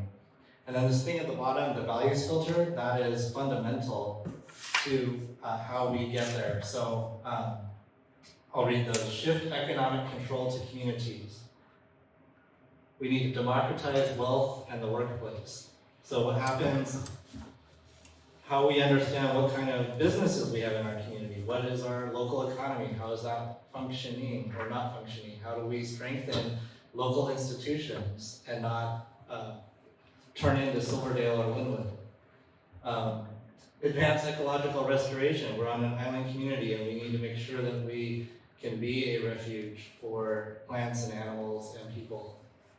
driving racial justice and social equity. And we've been talking a lot about that and why these issues are intersecting with each other. That the way that we treat people is also how we're treating the environment. And so these are not separate things. Relocalize most of production and consumption. So when we talk about building resilience to emergencies, the climate emergency is actually happening on the same time scale as the Cascadia subduction zone earthquake. So when we talk about emergency management, and this is a note for us, that that framing, reframing, I forget who was back here that was saying we should reframe away from trying to stop global warming or stop, something that's seemingly impossible, to what are all the things that we can and should be doing locally to address both of those types of emergencies. And then retain and restore cultures and traditions. So what are the cultures and traditions that we have already, that we can be uplifting, or create new cultures around regeneration and equity and all the values that the United Student Leaders has.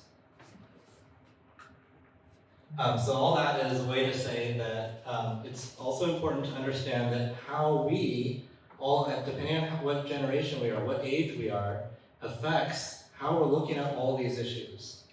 So what might be important to older folks, Medicare, Social Security, are also important to the youth, but it's not the same thing as climate might seem like less of a priority compared to these issues.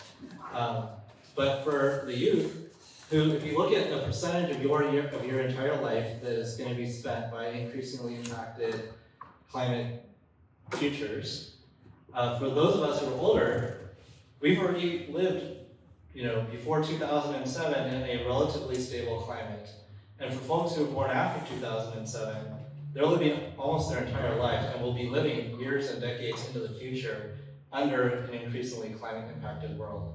So their priorities are going to be different than we older folks see it. So we have to recognize that there's this milieu of issues, and the lens that we're looking at it depends on what our positionality is, what our identity is, how old we are, and all the other identities like Silvia was talking about. So I want to really emphasize how can we create a vision of Whidbey Island and a vision for Island County and beyond that is response-able to the scale of the challenge that we're at right now. And then stand behind and stand up with, not just, go ahead and youth have fun solving all the problems. We did what we could back in Vietnam, and now y'all solve all these issues. But no, how do we stand together, but have the youth up in front to create zero waste, to create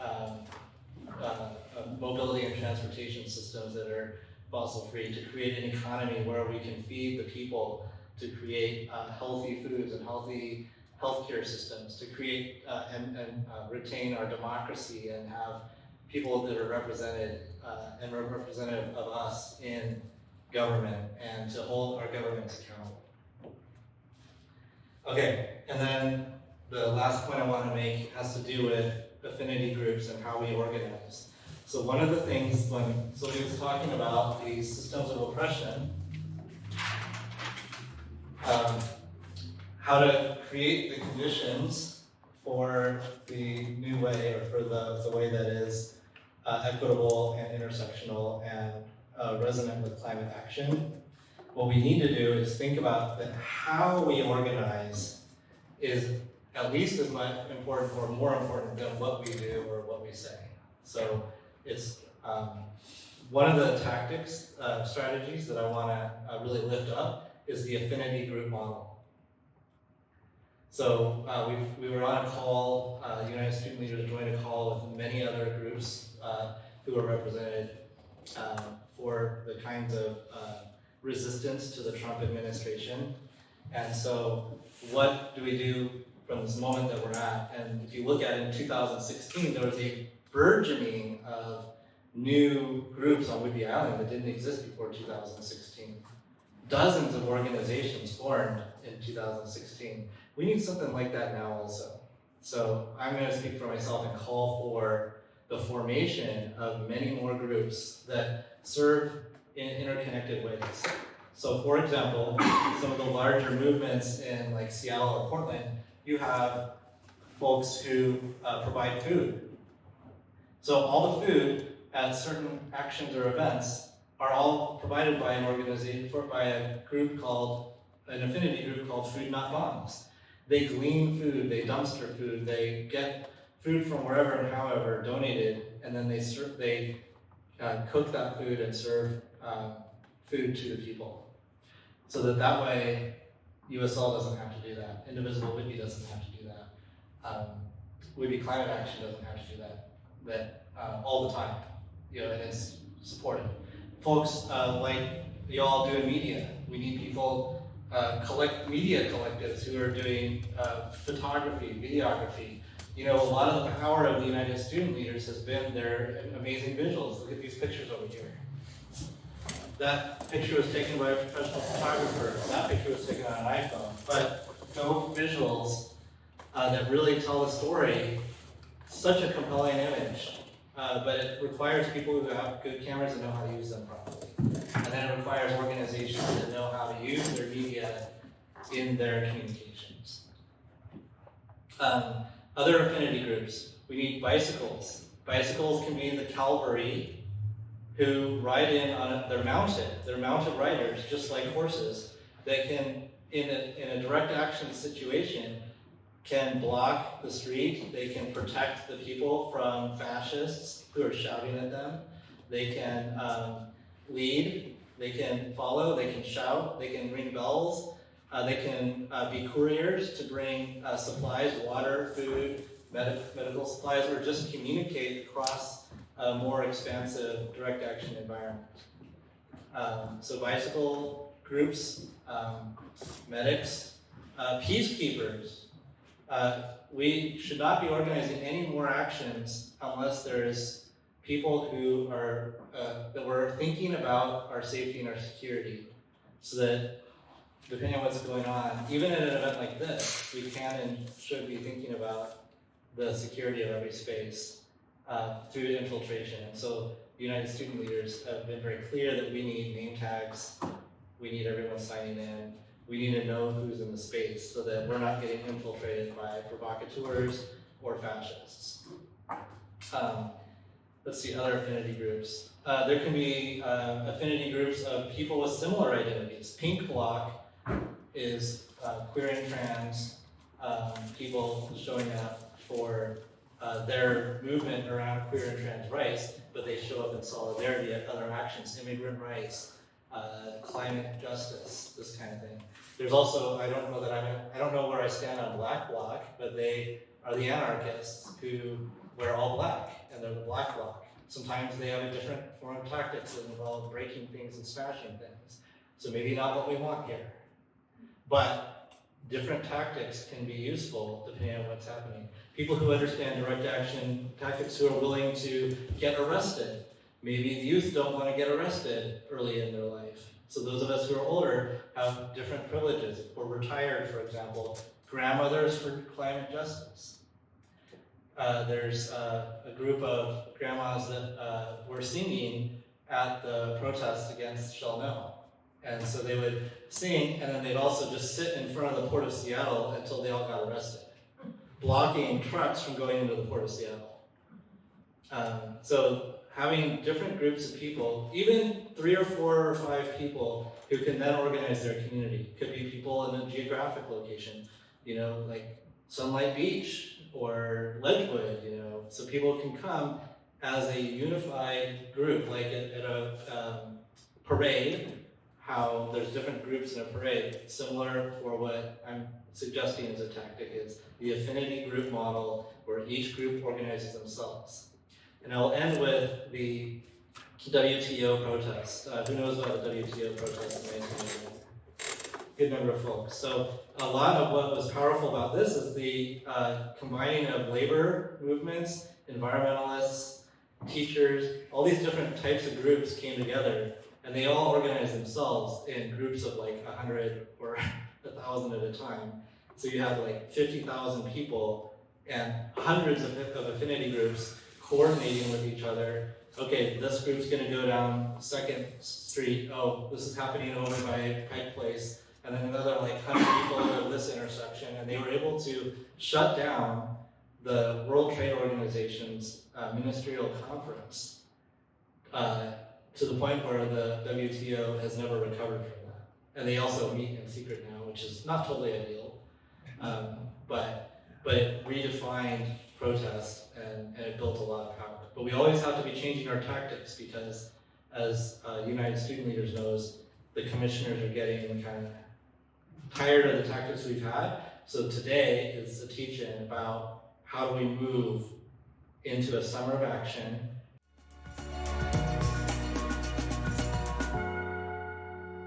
I want to give a little bit of background on some really creative direct actions that I feel have been super impactful throughout history. I just picked 3. I wanted to do a deep dive on all of them, and I really just couldn't do justice if I put every action I wanted to cover on there. But as we think about with this climate emergency, how can we be more urgent? How can we get our message across? How can we force politicians to listen to us and not to ignore this crisis? I think it's super valuable to look at how other groups have done the same thing for very different issues in the past. Could you next slide? So this is an image from an action by ACT UP, a group that was mainly active in New York fighting the AIDS crisis.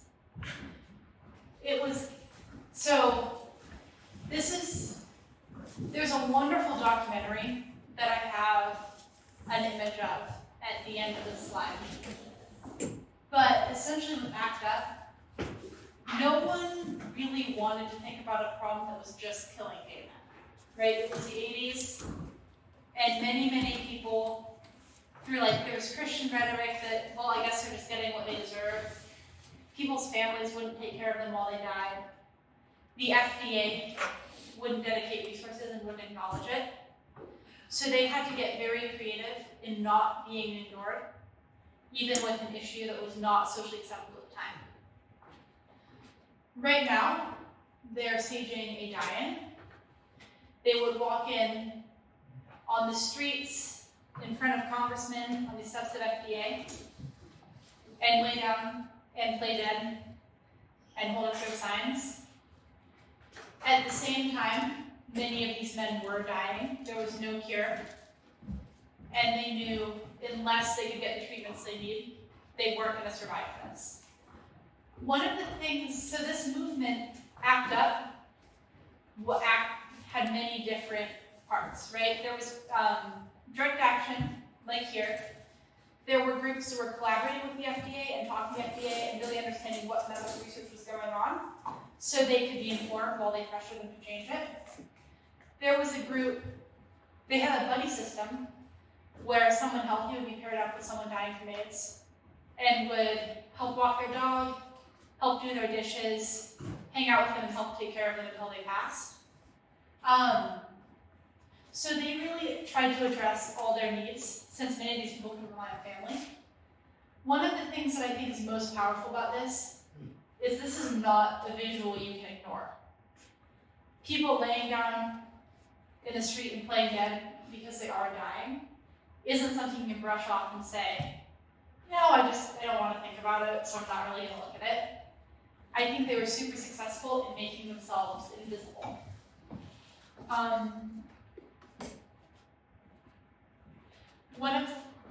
So many things, I feel like this movement was overall very successful.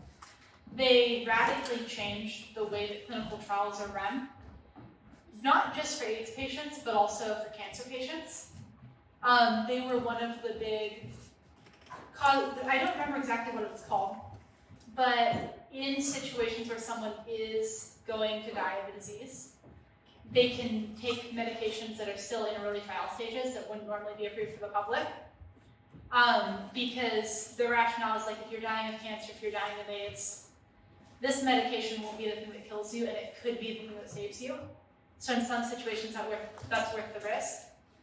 They were able to get that approved. They got new medications approved that were being sold in the black market in the US that were approved in other countries. And eventually, they helped push for the creation of very effective age drugs that make it completely survivable when it's treated. They pushed for safe sex education in schools, and in general, saved a lot of lives with their actions. And I think it's really important to remember that these die-ins and their disruptive actions were part of a much larger strategy that included directly speaking with politicians, directly speaking with the FDA. At the time, it was actually Anthony Fauci who was a lot of the liaison because he got his career heading up an AIDS division, and I don't remember, it might have been the FDA or the NIH. But they were able to directly speak with the people doing the research, and they were able to make this harder to ignore. Let me get the next slide. So this is an image from the Freedom Summer, organized by SNCC, the Student Nonviolent Coordinating Committee. This summer was in response to violence against voter registration in Mississippi. Technically, it was legal for everyone to vote. It was in the Constitution at that point, but because of poll taxes and literacy tests, it was nearly impossible for Black people to register to vote. The summer before Freedom Summer, SNCC ran a mock election, right? So they registered Black voters for their mock election just to see, like, we can get Black voter turnout, right? When we don't have the barriers. But what's going, and publicize it, like what's going on in the state is totally disenfranchising people who would otherwise would use their voice. So for the Freedom Summer, SNCC invited largely white and northern college students into Black rural communities in the South to show the world and make it harder to ignore what was going on down there. A lot of people in the North, like, they knew Mississippi was bad. They wouldn't go down there. But, like, they just weren't connected to it. It was such a different culture. And it was easy to say, you know, that sucks, but that's not here. It's not really affecting me. But when you're going down there, or your kids are going down there and seeing how bad it really is and the violence people really face, again, it becomes impossible to ignore. Activists were attacked and killed. Houses were firebombed. Right in the beginning of Freedom Summer, 3 activists went out on a drive to register voters in a county. They were arrested, beaten up a bit, released from jail, and on their way back, they disappeared. Their car was run off the road, and all 3 of them died. So it took a lot of bravery to be a part of this action, to go and carry out nonviolent action once you know violence could be carried out against you, and it likely would. One interesting thing about the way they organized it is that they had the students sign up from the North and brought them down and had like training camps, sort of, right? So they used college campuses, and SNCC leaders and experienced organizers did their best to prepare the students to come down and register and understand what they'd be facing. But it was still a big shock showing up in the middle of it and really seeing the hate in these communities. Despite their efforts, so they attempted to register 17,000 voters, and out of that, only 1,600 succeeded.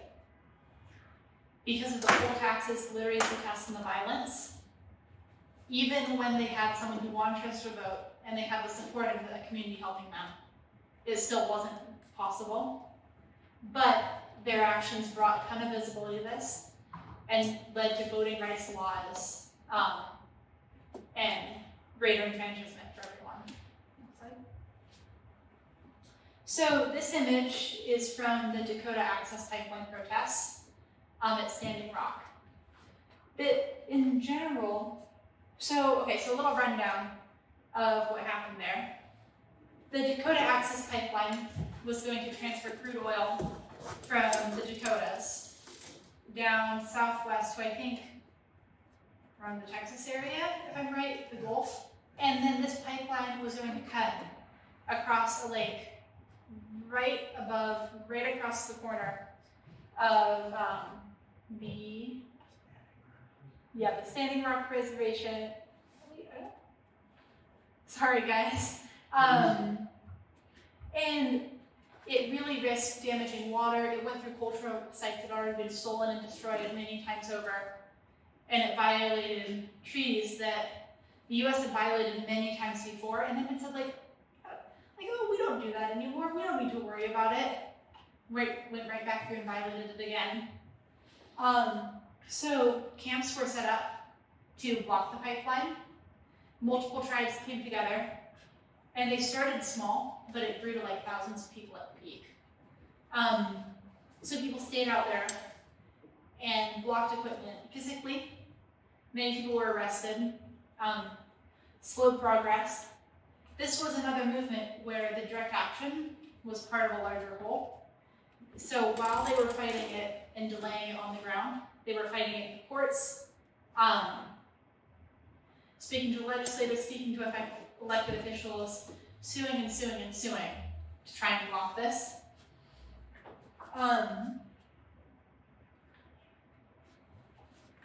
So they went back and forth. They'd win some cases, they'd lose some cases, they would get kicked up and appealed and delayed and appealed and delayed. And for a while, before 2016, it really seemed like, okay, we've beat this thing. It doesn't look like it's going to go forward. And then an executive order was pushed through when Donald Trump came into office that pushed the pipeline forward, and oil is currently flowing through it. So those are the direct actions that I'm showcasing today. But I'd like to ask you guys to think about, what can we learn from these, right? What made them effective? What made them meaningful? And what are your biggest takeaways? And I guess turn and discuss in your groups for 2 or 3 minutes, and then we're going to share out and then have some more discussions after that. So the next thing I have is just a few recommendations for some books and follow-up for this. Can someone dim the lights a little bit? Whoever's in the back. Okay, so this documentary, How to Survive a Plague, is like one of the best things I've ever watched. It made me like ugly cry. So that's a documentary about the AIDS crisis made by activists with raw footage. It's free on YouTube, and I really, really recommend going home and watching that tonight. I'm in the middle of this book right now. It's super cool, especially for like the young people in this room. It's really interesting to hear about what other youth have done to organize, and how they organized a really massive movement with really high stakes. So that one's also been super interesting. And yeah, the other ones, the Arcadia Butler book up there, Parable of Sower, is a fantastic fiction piece about a post-climate change world, and just people trying to survive in that and trying to build something out of the ashes. This book's fantastic. I read it freshman year as part of school. We read the version for young people. And that's really interesting for like just reframing your understanding of how the US became to be a country and the real story of this land. I actually haven't read this one yet, The Intersectional Environmentalist, but I think it's going to be really important reading as we move forward and trying to rebuild and revitalize the environmental movement. It's really important that we don't look at one side of an issue, that we really address it holistically. Thank you guys so much for coming. And it was really great to have you here, and I really look forward to working